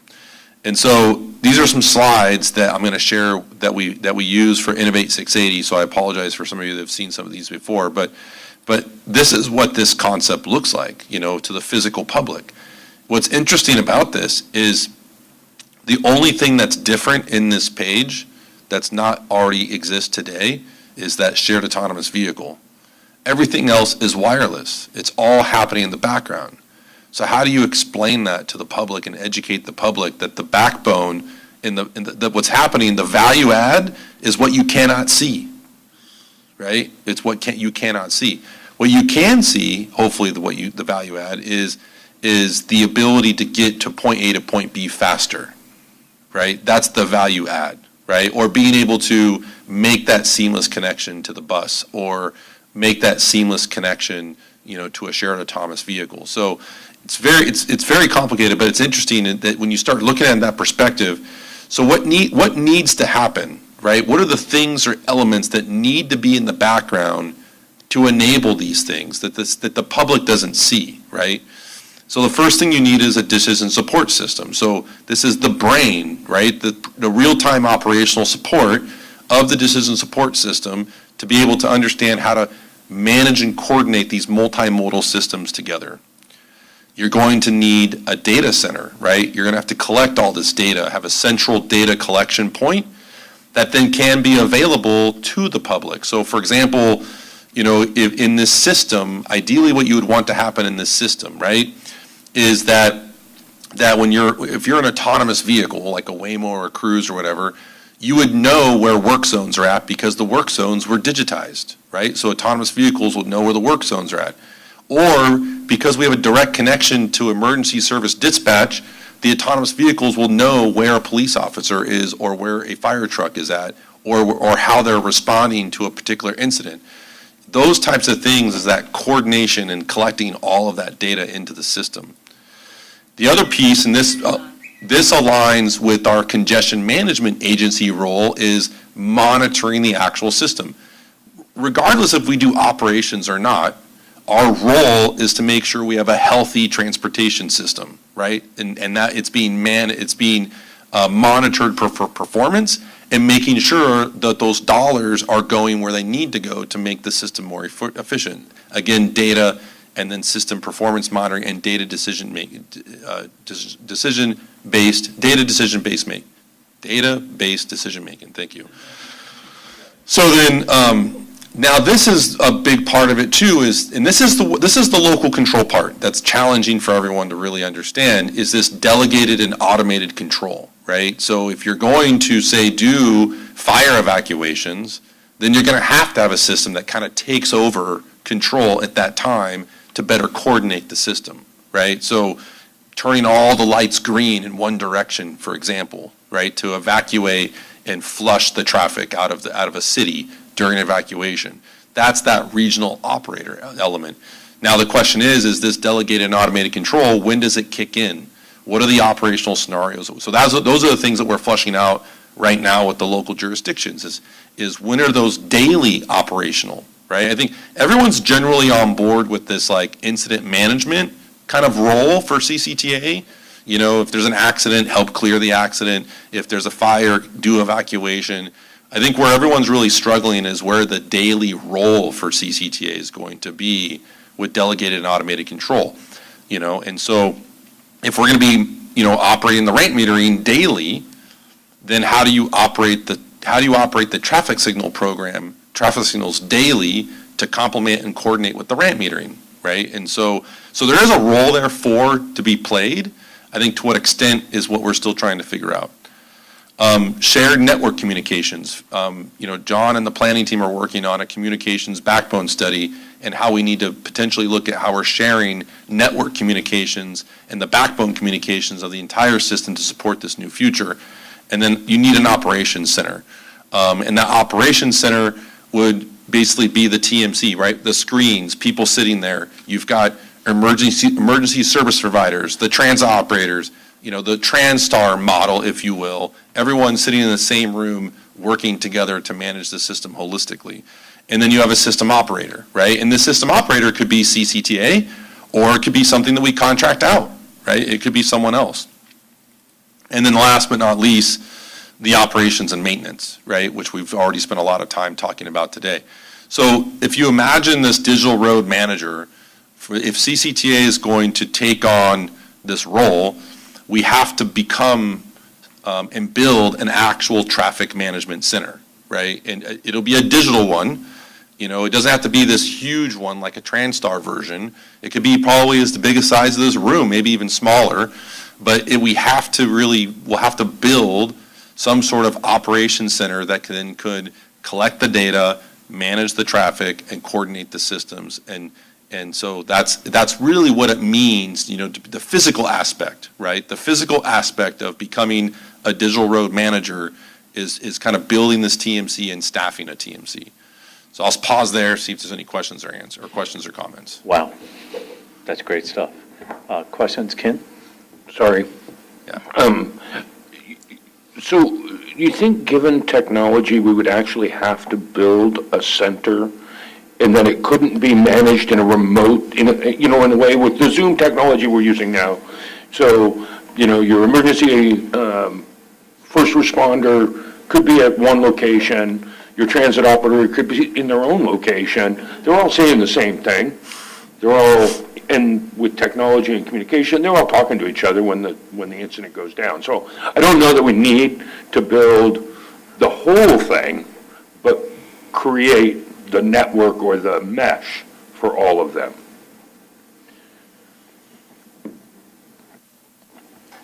Sue, and then Chris. So, yeah, I totally agree with Ken's comments. My comments end up being, we started these discussions, I think, pre-COVID, and a lot of it was focused on, highway management, and there was a lot of discussion on local control. Are you going to give up? I mean, I'm just thinking about Pleasant Hill in my circumstance. Are we going to have backup in our local roads in order to improve the highway function? And that's going to be tougher. And I think with today's new sort of transportation model of more people being at home, not using transit, not commuting at regular hours, things like that, I think we also have to think about how does that change what we're thinking about here from a TMC. Certainly the incident management, the evacuation, totally understand that, but trying to see how that works on sort of our new model of transportation, where a lot of it is local roads, a lot of it's back. We still have some highway issues, clearly, but a lot more local roads. And one of the things that I've always brought up in the past on measures is we always tend to focus on the commuter and not the local traffic issues. Arterials particularly. And how do we get this to actually help that situation? Because that just gets always left behind, and I think that's a really important piece of this, any type of TMC model. Thank you. Yeah, I'll just defend the Traffic Management Center, because just like it can be used to improve commute flow on the freeways, it can be used in the same way to flush certain intersections that might have backups on surface streets to get them on the freeway faster, so that you're not stacking up traffic on your surface streets. It has to look at all of it. It It's has to be a reciprocal. whole system. You can't just So look at the freeway. it is a management system, so it's not always just about the freeway or the commuter. That's kind of the beauty of it, Do we need more buses in a specific area? Transit operator gets on it, and we get 2 extra buses over into that area of service, or whatever it might be, because that's what we're all working together to manage the flow of traffic across the entire, let's call it the 680 corridor, bridge to 580. Right. Great. Thank you. Chris? Yeah, I like the term digital road manager rather than operator, because operator sounded like we're going to take over the bus systems. But the manager, someone has to coordinate everything. And to Ken's point, even if we're not all exactly in the same room, it's like all of these entities have to kind of report up to one manager and just make sure that everything is working together. And I think CCTA can play a role there. Paul? Yeah, I have a question for Tim. In the last 4 slides, everything you had there, which is a little Disneylandish, you really think I love it. less than 50 employees can do all that in contracting without us being in control and, because there's a good quality control we have now with what you do, we do, they do. That's a big chunk, and it looks like a growth, major growth. I think, so to answer that question, we don't need 50 people, I think, and that's one thing. First is we're evaluating that as part of the work plan, right? But I think the goal, though, would be to leverage, AI, machine learning, I'll give you a good example, right? Like when we were in Australia, Stephanie and I, we were there watching this person manage the freeway, and it was one person. It wasn't 10 or 12 people, like you see in the Caltrans TMC. It was a light shop of like 1 or 2 people. I mean, right, Stephanie? It was literally one person. So there was an incident on the freeway, and we literally watched this one person clear the incident himself with one screen in one computer station. So to your point, no, it doesn't have to be this big, huge thing, right? It doesn't have to be this big, huge thing. It could be essentially this computer right here, right? I do envision, from a physical aspect, it's going to be probably something with a couple stations like this, and maybe like one giant screen, and that's probably about it, and I think that the giant screen's going to show, to everyone's points, It's going to show transit, it's going to show Uber, it's going to show Lyft, it's going to show micromobility, it's going to show where the first responders are at, it's going to show all these things in just one place, which we don't have today, right? And then by having all these things in one place, the first thing is be able to determine what the health of the transportation system is and identify key projects and strategies to improve. And that's just one strategy. That's not even talking about the operational efficiencies, right? The first step is just having that data to be able to understand what we need to do to address congestion, and then the second piece is the operational piece. But with the operational piece, Commissioner Fedeli, it would be very limited in terms of the people we would need, because and if we needed more resources, that's where we would use our philosophy to contract things out, right? I just know that Deborah and I have seen the control room at BART, and there's more than just 2 or 3 people there. And it's based on safety. Safety is one of the key things we haven't talked too much about. It's not just ordering things, but it's making sure people get there safely, because 1 or 2 accidents puts us behind, and people resent that. So I'm just concerned about growing too fast, as others, Renata and others have mentioned, and what we said, it's just doing things well, what we choose to do, and we have time limits and a lot of things here to decide, so thank you. I think, Luella, go ahead. Yeah, I asked this question when I was first hearing about Innovate 680. We have a whole system, but it isn't a whole system, because we are the Bay Area system. And how do we fit into, and what influence do we have? And we could make the most perfect system in Contra Costa and then cross a border of Contra Costa, and we're in a flippin' mess because nobody else is keeping up with us. So how do we, it's all exciting. I don't travel that much out of Contra Costa. It'd be great for me, but lots of people do, because they're selling to other communities, and they're performing in San Francisco, and they're doing lots of different things. How do we fit that all in? And we could do our job perfectly, and then the rest of the world would just screw it up. Well, I think that's a good point, and I think what I hear, just in listening to everybody, is, one, success speaks for itself. We are part of the Bay Area, but what we've realized through Innovate 680, and the reason why the world's looking at us, and literally, the world is looking at us, the belief is that's the only solution out there. We don't have all the technologies to make it work, but the rest of the world has the same problem as us. First of all, the capital cost of building more freeways. Those dollars aren't going to be here probably for this next century, for a variety of reasons. As climate change, we're responding to a variety of things, and you can argue about why or why not it's happening. But the fact is there are things that we're going to have to spend a lot of capital on. So the transit system and our networks are going to need technology, and we know they're there, and we're seeing the beginnings of them. And our job and our role right now, because that's the destiny we set for ourselves, is to try to prove how it can work on a small scale. That's why we picked this one section of the highway. If it can, then the next question is, how do you scale that? Does it involve, yes, local control, all of that? The only way to find out that real solution is, and Danville, like a lot of others, or San Ramon as well, although they have a lot more arterials than we do, there's one little incident. Our local roads are completely jammed for 8 to 10 hours, from morning to noon, and you can't even walk across the street at times. Happens in Lafayette at times, too. People get off, when they're heading back into the county, get on Mount Diablo and crush that. But we can solve those, help mitigate those problems through this, so having the interconnectivity.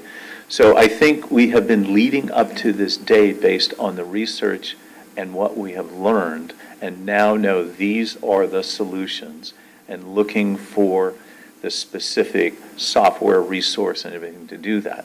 But again, if it works, it will take care of itself, and the people will say, wow, that's a great solution. And by the way, it's economical compared to anything else we're trying to do. All in all, this doesn't cost even close to what a Caldecott tunnel, and that just helped one commute in one direction, per se. Well, maybe both. Yeah.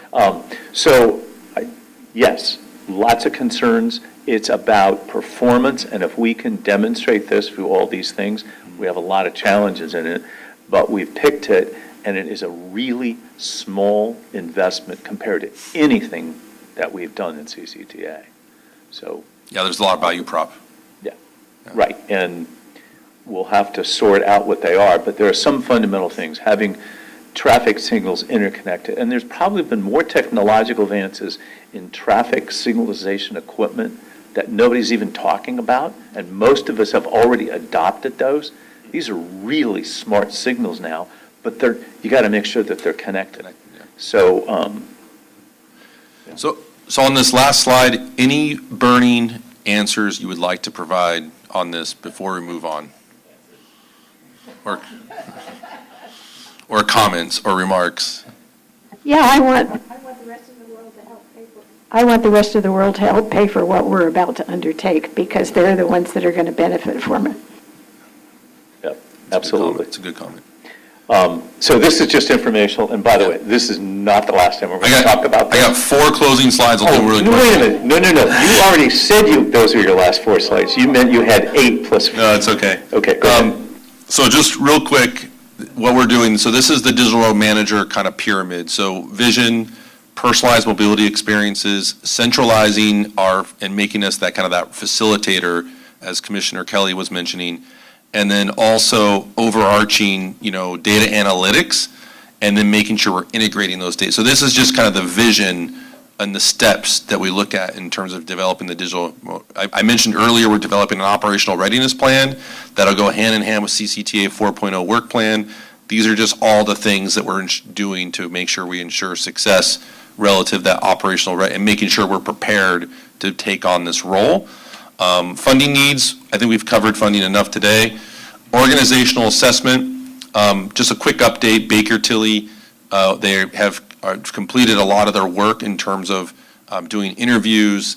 They should have recommendations by the end of the year. But they are, in terms of what they're looking at, is roles, responsibilities, what our customer service needs are going to be. They've collected a lot of data, and so the work that they're doing is really conducting a high-level review of the organizational structure of CCTA, and those recommendations will be coming to you probably in December. So this is all the work that they've done. They've done document review. They've conducted interviews with staff.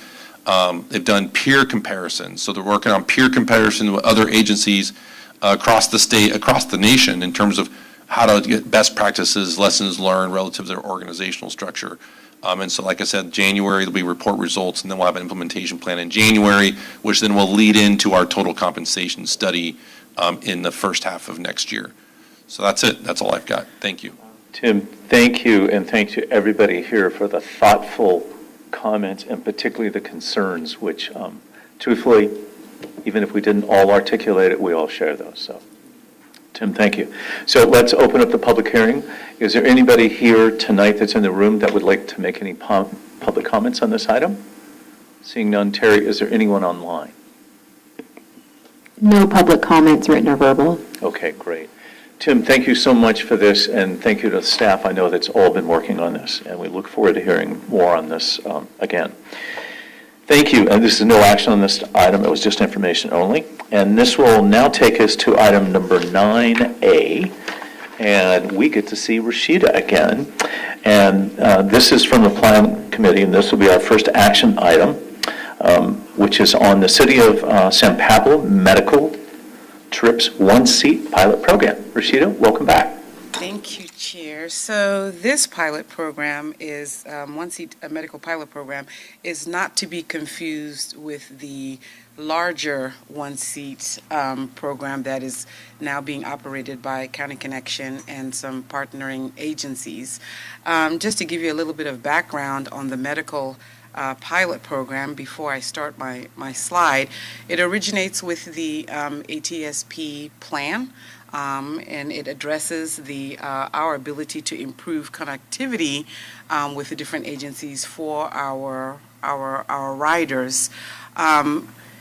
In line with the original one-seat ride, unfortunately, a lot of members from West County have been unable to access that particular program because they're being served by East Bay Paratransit, which is a consortium of AC Transit and BART. And so how do we prioritize or get our constituents in West County to get to medical appointments by having transferless trips? And with that, I'm going to start my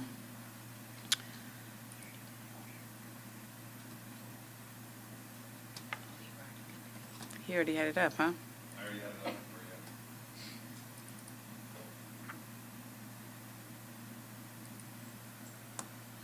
So what I wanted to do is give you a little bit of background. Nelson Nygaard is the consultant that we were using to dig into this. As you know, Nelson Nygaard actually participated in the whole ATSP plan in the first place.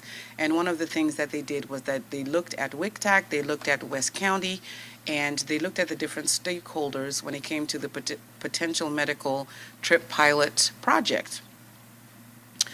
ADA paratransit riders, as I mentioned in East Bay Paratransit, that's the portion of West County that's being covered. They're unable to participate in this program because East Bay Paratransit with AC Transit and BART are currently not participating in the overall one-seat pilot program. And we do have some ADA riders and some non-ADA eligible riders that have transportation barriers or experience transfer trip-like transportation trips to their medical appointments. And as a background, when we talk about transfer trips versus one-seat trips, they usually use two transportation companies. If it's going from one jurisdiction to another jurisdiction, they will make reservations with both transportation companies, and they will also have a transfer location. The driver will pick them up, take them to that transfer location. They will wait for the secondary driver, and then the secondary driver will pick them up, and they will every time I have to repeat that process, it wears me out just to repeat it, but imagine the rider that actually has to go through that. And so for individuals with disabilities and seniors, it makes it very, very difficult. So initiating a pilot in West County, it actually helps to achieve a geographic equity in this particular program. After discussions with WCTAC, we realized that this would actually be a great partnership for 2CTA, WCTAC, and the City of San Pablo being identified as the best partners in order to initiate this pilot project. So they did analyze a couple of different projects or a couple of different ways in which to roll out the project: shuttle programs, on-demand through Google Grandparent, how many shuttle trips a week, the pilot length, 6 months, 12 months, 18 months. As you know, the original 1C program, that's been going on now for about 3 years. And so there definitely with any pilot program, especially the transfer trip, trying to streamline transfer trips has proved to be, can be complicated. And so it was best decided that instead of 6 months or 12 months, 18 months was definitely the way to go. Some of the other options that they looked at were TNCs and Uber. We also looked at the City of San Pablo potentially hiring part-time drivers in order to take individuals to these destinations, such as the County Medical Center and the VA Hospital in Martinez as destinations for this pilot trip. So here's an update on what was decided. It was going to be about 3 days a week, Monday, Wednesday, Thursday. These were very specialized trips. They were prioritized as having to do with medical trips because, as you know, there's a huge effort being done by County Connection and the participating agencies because, frankly, the real solution to this is making sure that everybody participates in the one-seat program. But until then, we can't have funds like Measure X funds sitting down in our caucuses with individuals that could actually use the services to get to medical appointments. So as a result, identified participants were seniors and disabled individuals in the 94806 zip code area. 50 individuals 50 and above, and also persons with disabilities 18 and above. Fares will be $5. The means-based fare will be $2, and it'll be free for attendance, which is the same principle when it comes to ADA riders. The goal is to start next quarter. Between January and March, we would like to roll this out, and the pilot program is 18 months. WIC-TAC board actually approved this pilot. The idea is to use Measure X funds. The amount we're looking at is about $170,000 in order to roll this program out for 18 months. It is going to be split. It's going to be split equally between 28B funds and Measure X funds. And as I mentioned earlier, the WIC-TAC board has already approved this, and we feel as if that the partnership, in order to get this started, we don't want to wait for the politics to roll out the one seat. So whatever we can do to actually get real services on the road, real individuals in the buses to get to their destinations.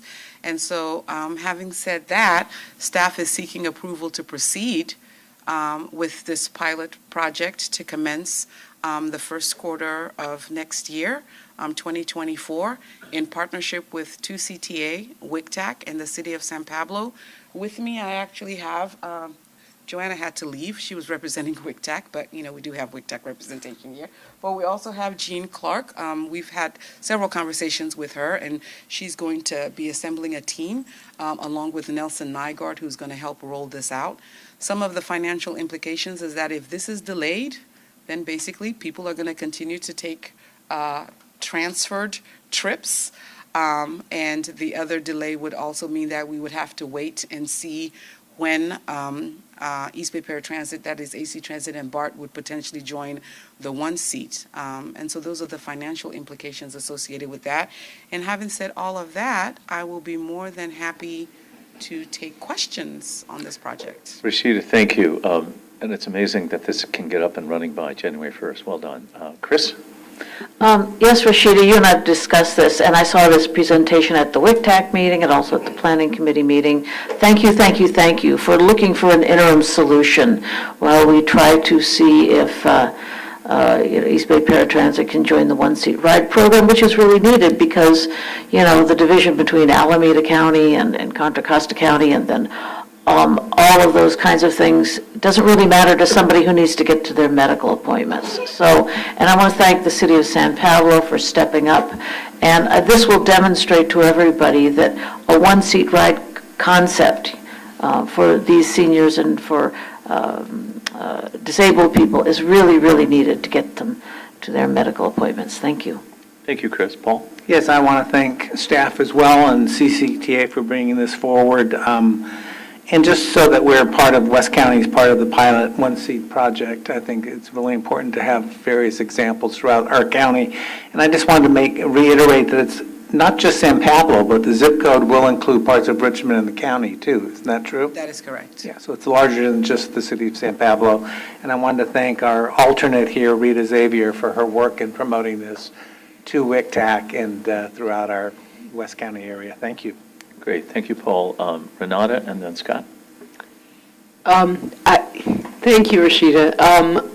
I think that one-seat programs such as this and one-seat programs are really life-changing in a good way for the riders, especially riders who come from underserved communities who need resources. So I think this is a fantastic idea. I look forward to seeing the results, and I look forward to having these programs blossom like wildflowers out in the hills.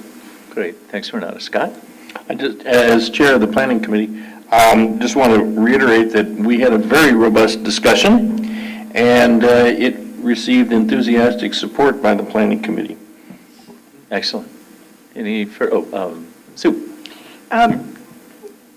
Yeah, I'm sure this will be very successful. Rashida did all the work on the one-seat ride at County Connection, and that's been really a stellar program.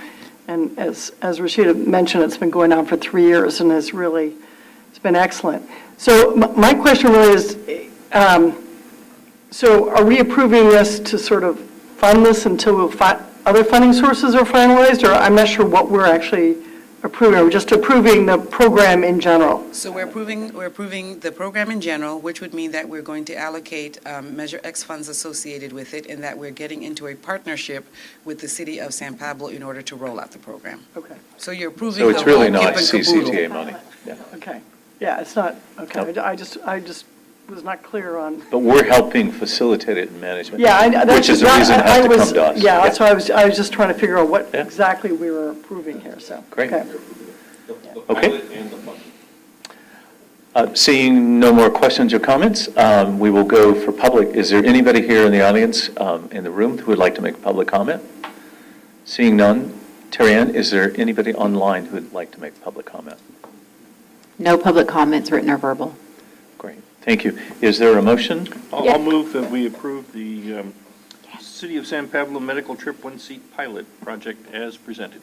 Amazingly, I'm going to second that. Oh, great. So moved by Scott, seconded by Luella. Any further comments? Seeing none.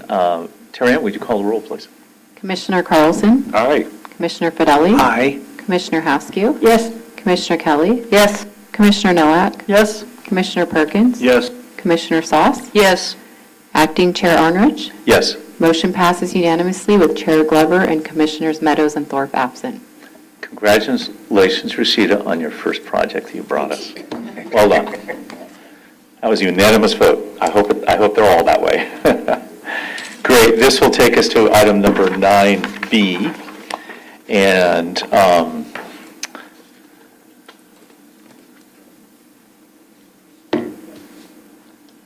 sorry, without my appropriate glasses. And John's going to be presenting this next item, and this is the Contra Costa County wide Transportation Plan 2050 Vision and Goals. And this is an information-only item, no stack of recommendation at this time. John, welcome back. Good evening, Vice Chair Ardenrich and Commissioners. John Huang, Director of Planning. When I asked Tim this morning before the meeting how much time I had, he says just as much time as you need, so. I would try to be quick about this. Just trying to, just cognizant of the time. But anyway, so this is a follow-up on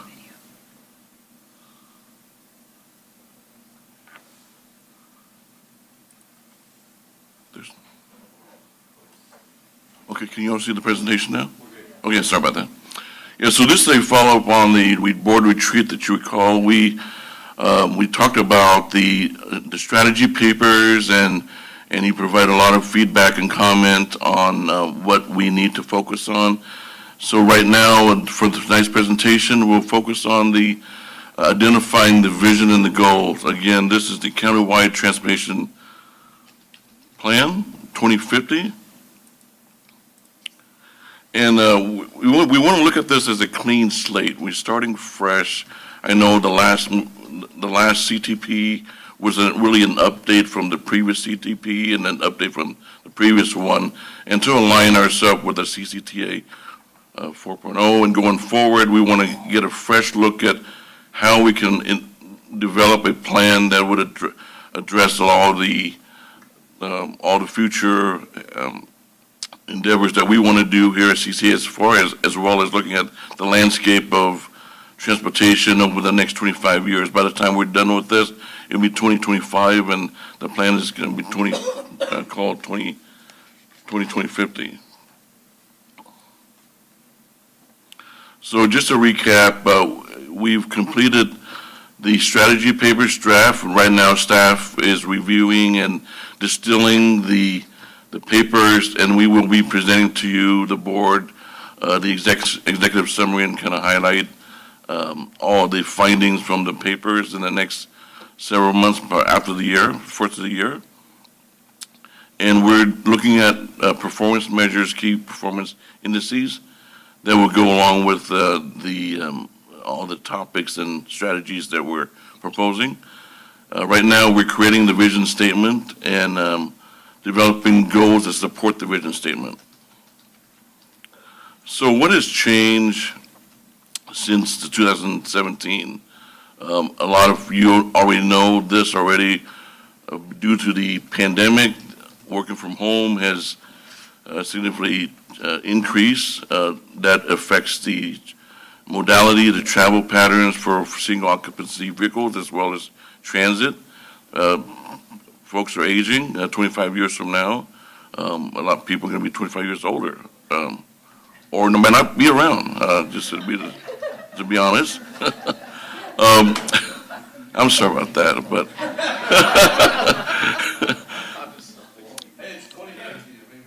it's 2050. I don't know if I'm going to be around. Rideshare, micromobility, alternative transportation is going to be more prevalent than we realize. Housing is always going to be a big issue. Trying to balance housing and transportation and funding. We spoke a lot about funding for what CCTA plans to do, but funding in landscape and transportation in general is going to be huge. So you all have this handout.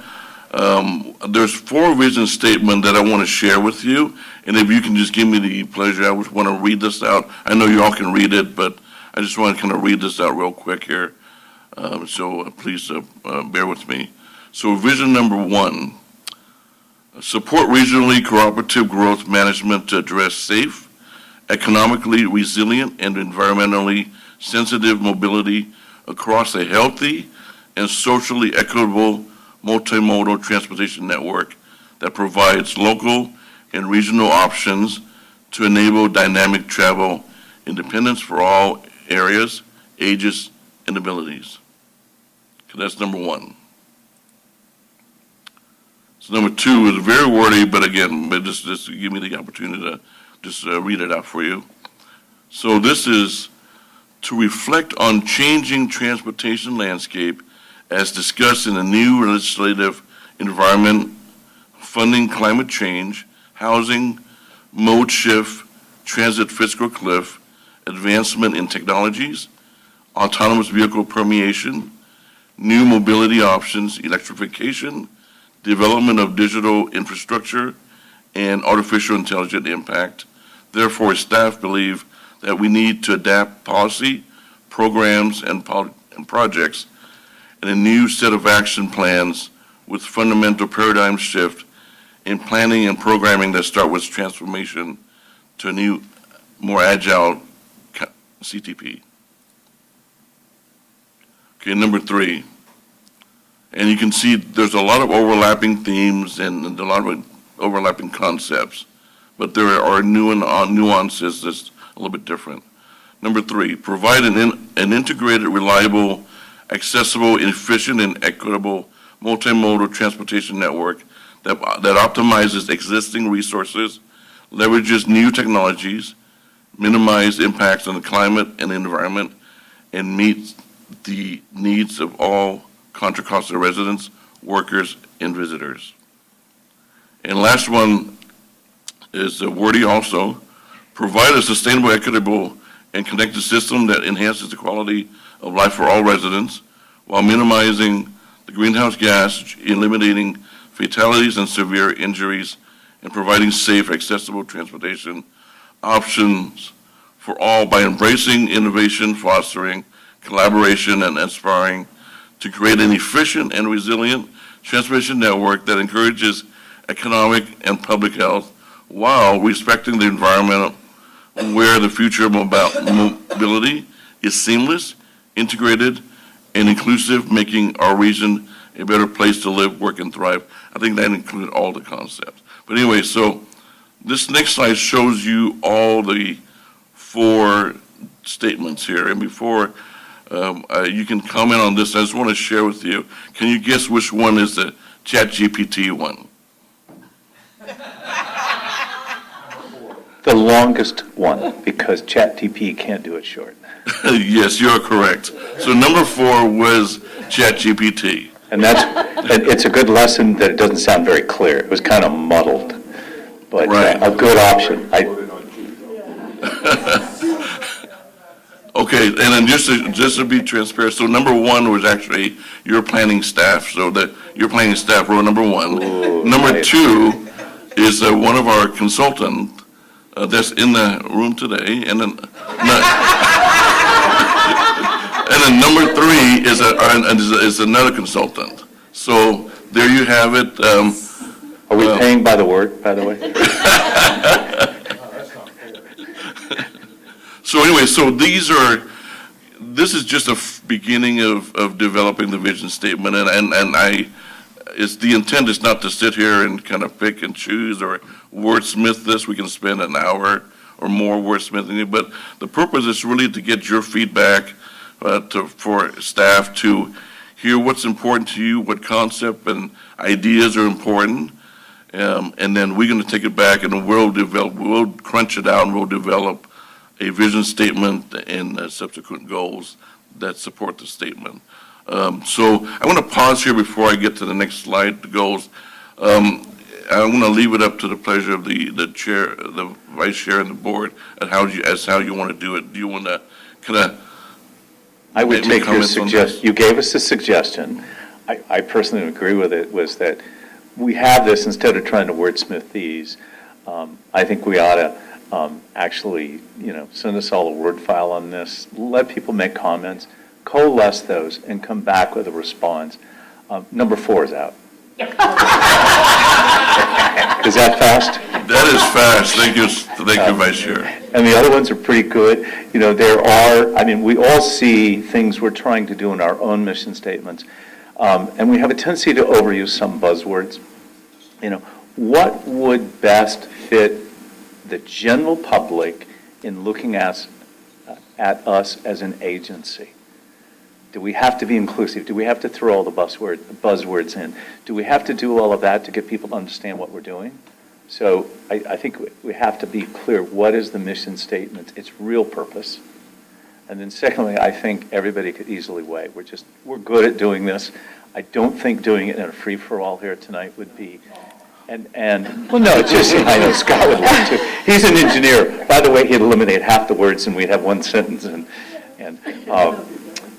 So is that okay with everybody if we do something like that? That's a good idea. Thank you for those thoughts, and it's good to kind of know where they came from, and, all the things that we do are there. Yes, So, thank you. Okay. Yeah, it was never the intention to spend time tonight. Again, so I just want to present some of these goals that support the vision statement. You have the handouts, and certainly when you look at the vision statement, you can go back and look at the certain goals that we want to identify to support the vision statement. Some of these, just want to highlight, I'm not going to go through all this, but transit first policy, looking at innovation technology, that's really something that we do well and we want to continue. Vision Zero, the board adopted a policy for Vision Zero, so that's very high on our list. And GHG emission VMT, you all know that we're reducing GHG and VMT. And as Tim mentioned earlier in the CTTA 4.0, maybe digital operator, integrate that somehow into the vision statement. And then I think I heard another board member mention the first and last mile is very important to increasing and improving transit ridership. And so anyway, so again, these are some of the intent was just to kind of provide you some examples of goals that you may consider. And then I'm just going to go right into the discussion. These are questions that we were going to share with you at the retreat that we're sharing with you now. Again, some of the key elements that need to be included in the vision goals. What are the top 3 goals and objectives for the plan? And how should we adapt to changing condition for the future? And again, we're looking at 2050. And lastly, what do you think your role as the board is to helping us develop the strategies, policy, and the plan? And then with that, I'm just going to open it up for discussion. Who would like to go first? I'll just share, after reading number 4, that I see my role as a board member as having a vision statement that I can quickly and easily share with those that reach out and want to know what we're doing. So a 1 or 2 liner, not a 4-page GPT chat statement. But again, to me, it's really, we're talking about technology, clearly we're talking about transportation, we're talking about equality, technology and innovation, and then, of course, the climate and the impacts that we're having on making the world a better, and then, again, I lost my train of thought. But I mean, I'm looking at number 3, and I think number 3 could be very quickly tweaked with a couple of thoughts, so I'm going to work off number 3, is what I'll share. Great, thank you. Renata? Yeah, I'm of the less is more theory, and so on the statement, the potential vision statements, I gravitated towards 1 and 3. And I guess just generally speaking, I would hit harder at safety and improving the experience of people in the county, whether it's they use bicycles or walk or take the bus. I think, again, the end user orientation, I think, should be front and center. Sue? I wanted to include something about adaptability because, if we had done this pre-COVID, it would be falling apart, right? So I want to make sure that whatever the language is, it allows for adaptability with changing transportation demands and issues.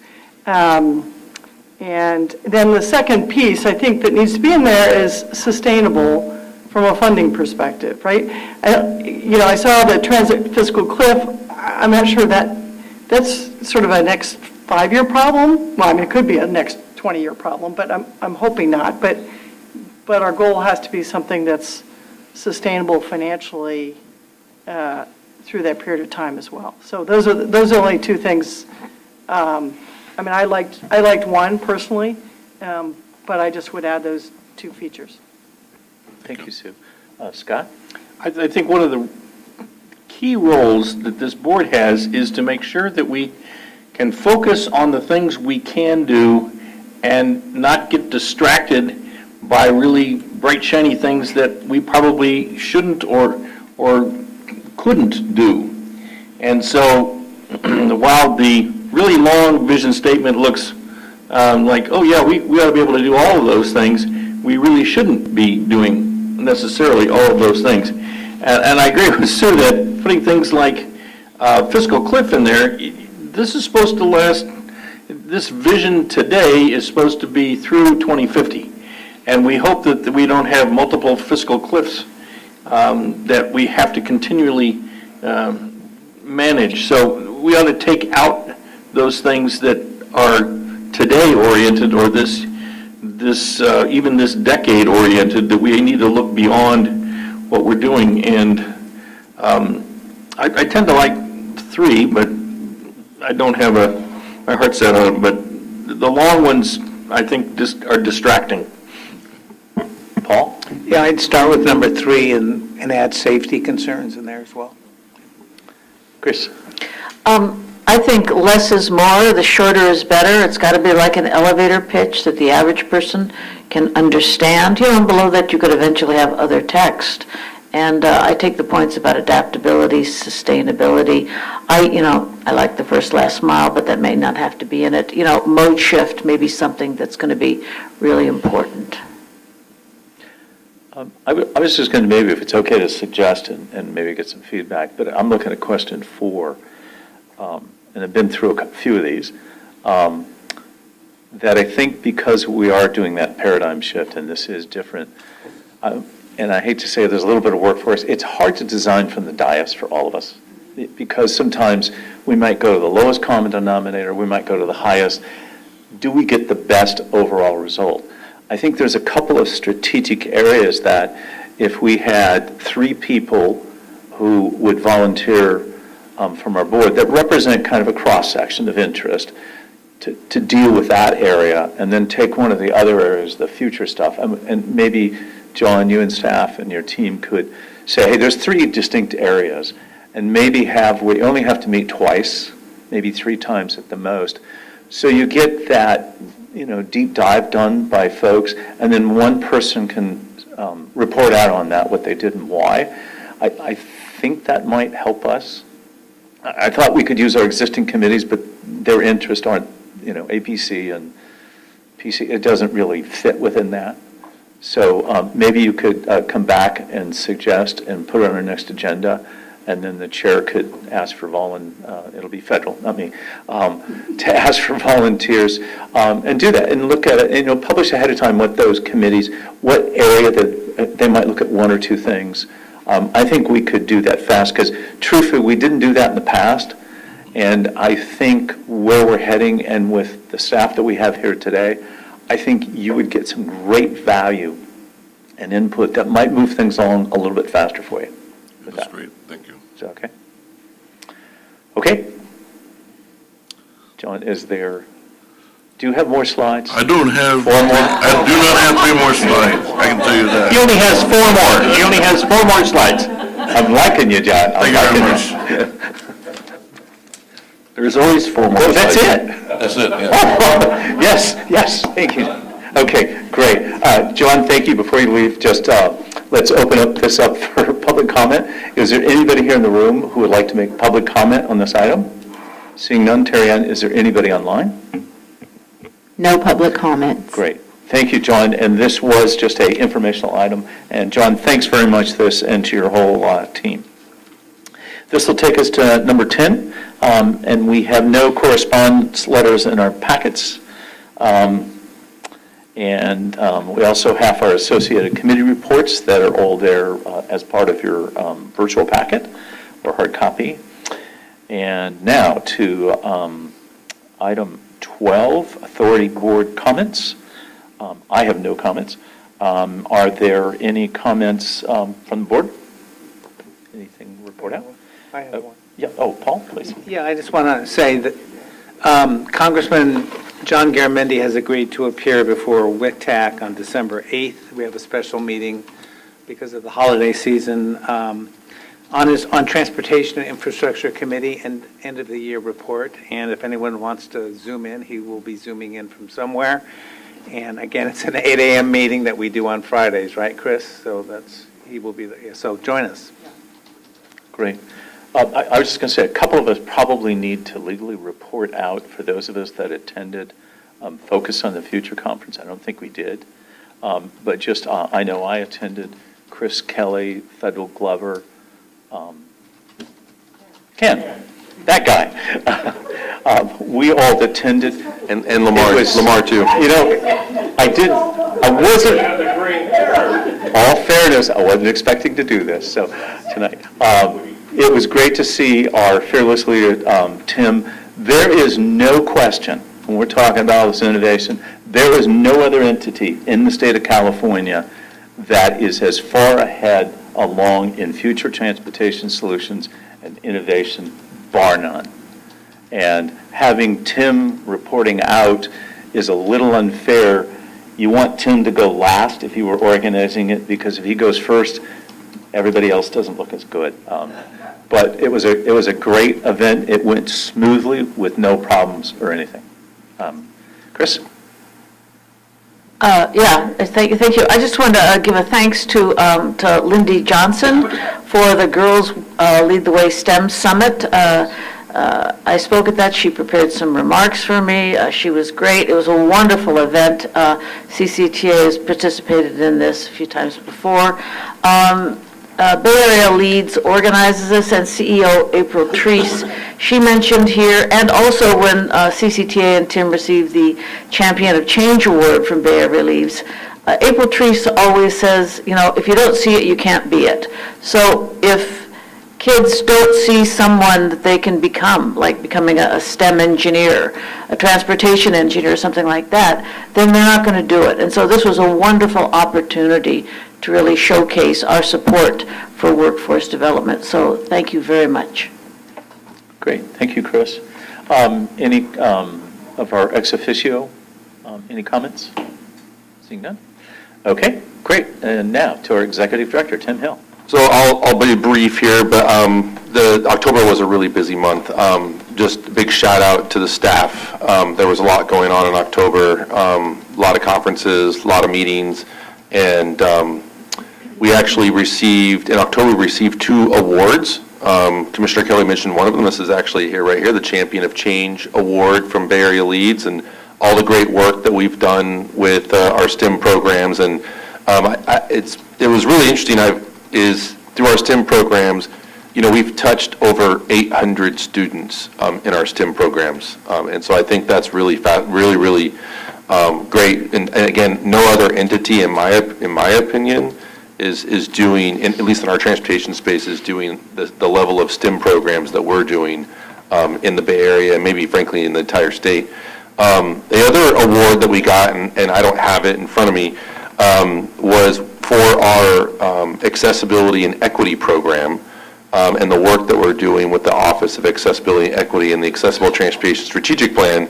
We received an award from the National Aging and Disability Transportation Center, and we received the 2023 Transportation Program and Innovation Award from them. And so I really applaud the work that Rashida and Ying and the whole team, and even Peter Engel, the work that everyone has put into this over the last couple of years is now receiving awards.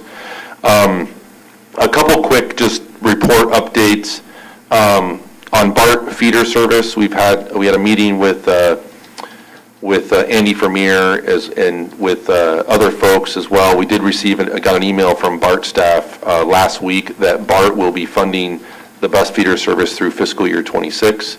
And that is contingent upon MTC addressing the fiscal cliff funding. So that's a big if. So, and so I think we're keeping obviously another close eye on that. But I think it's good to know that there's some support there from BART and dialogue between BART and MTC and the transit operators. And I just got that email literally like yesterday afternoon, so that was really quick, hot off the press news. Ferry service, we're completing our ferry service feasibility study. We'll be spending some time in December talking about ferry service, about Richmond ferry service, as well as some of the outcomes from the feasibility study. We're planning on meeting, so what the feasibility study is going to do is provide findings and recommendations for each city along the Carquinez Strait. There's not going to be any recommendations. It's basically what's going to make ferry service successful in each of the cities. And then we're having a meeting actually in late November, early December with all the stakeholders to decide what is going to be the next steps for the ferry service. And that'll go hand in hand with the Richmond ferry service in December. What we're finding in general is that ferry service is very expensive. And so we're going to be talking a lot more about that in December. And then Presto, we achieved the milestone of 1,000 riders on Presto in October. So just wanted to kind of share that.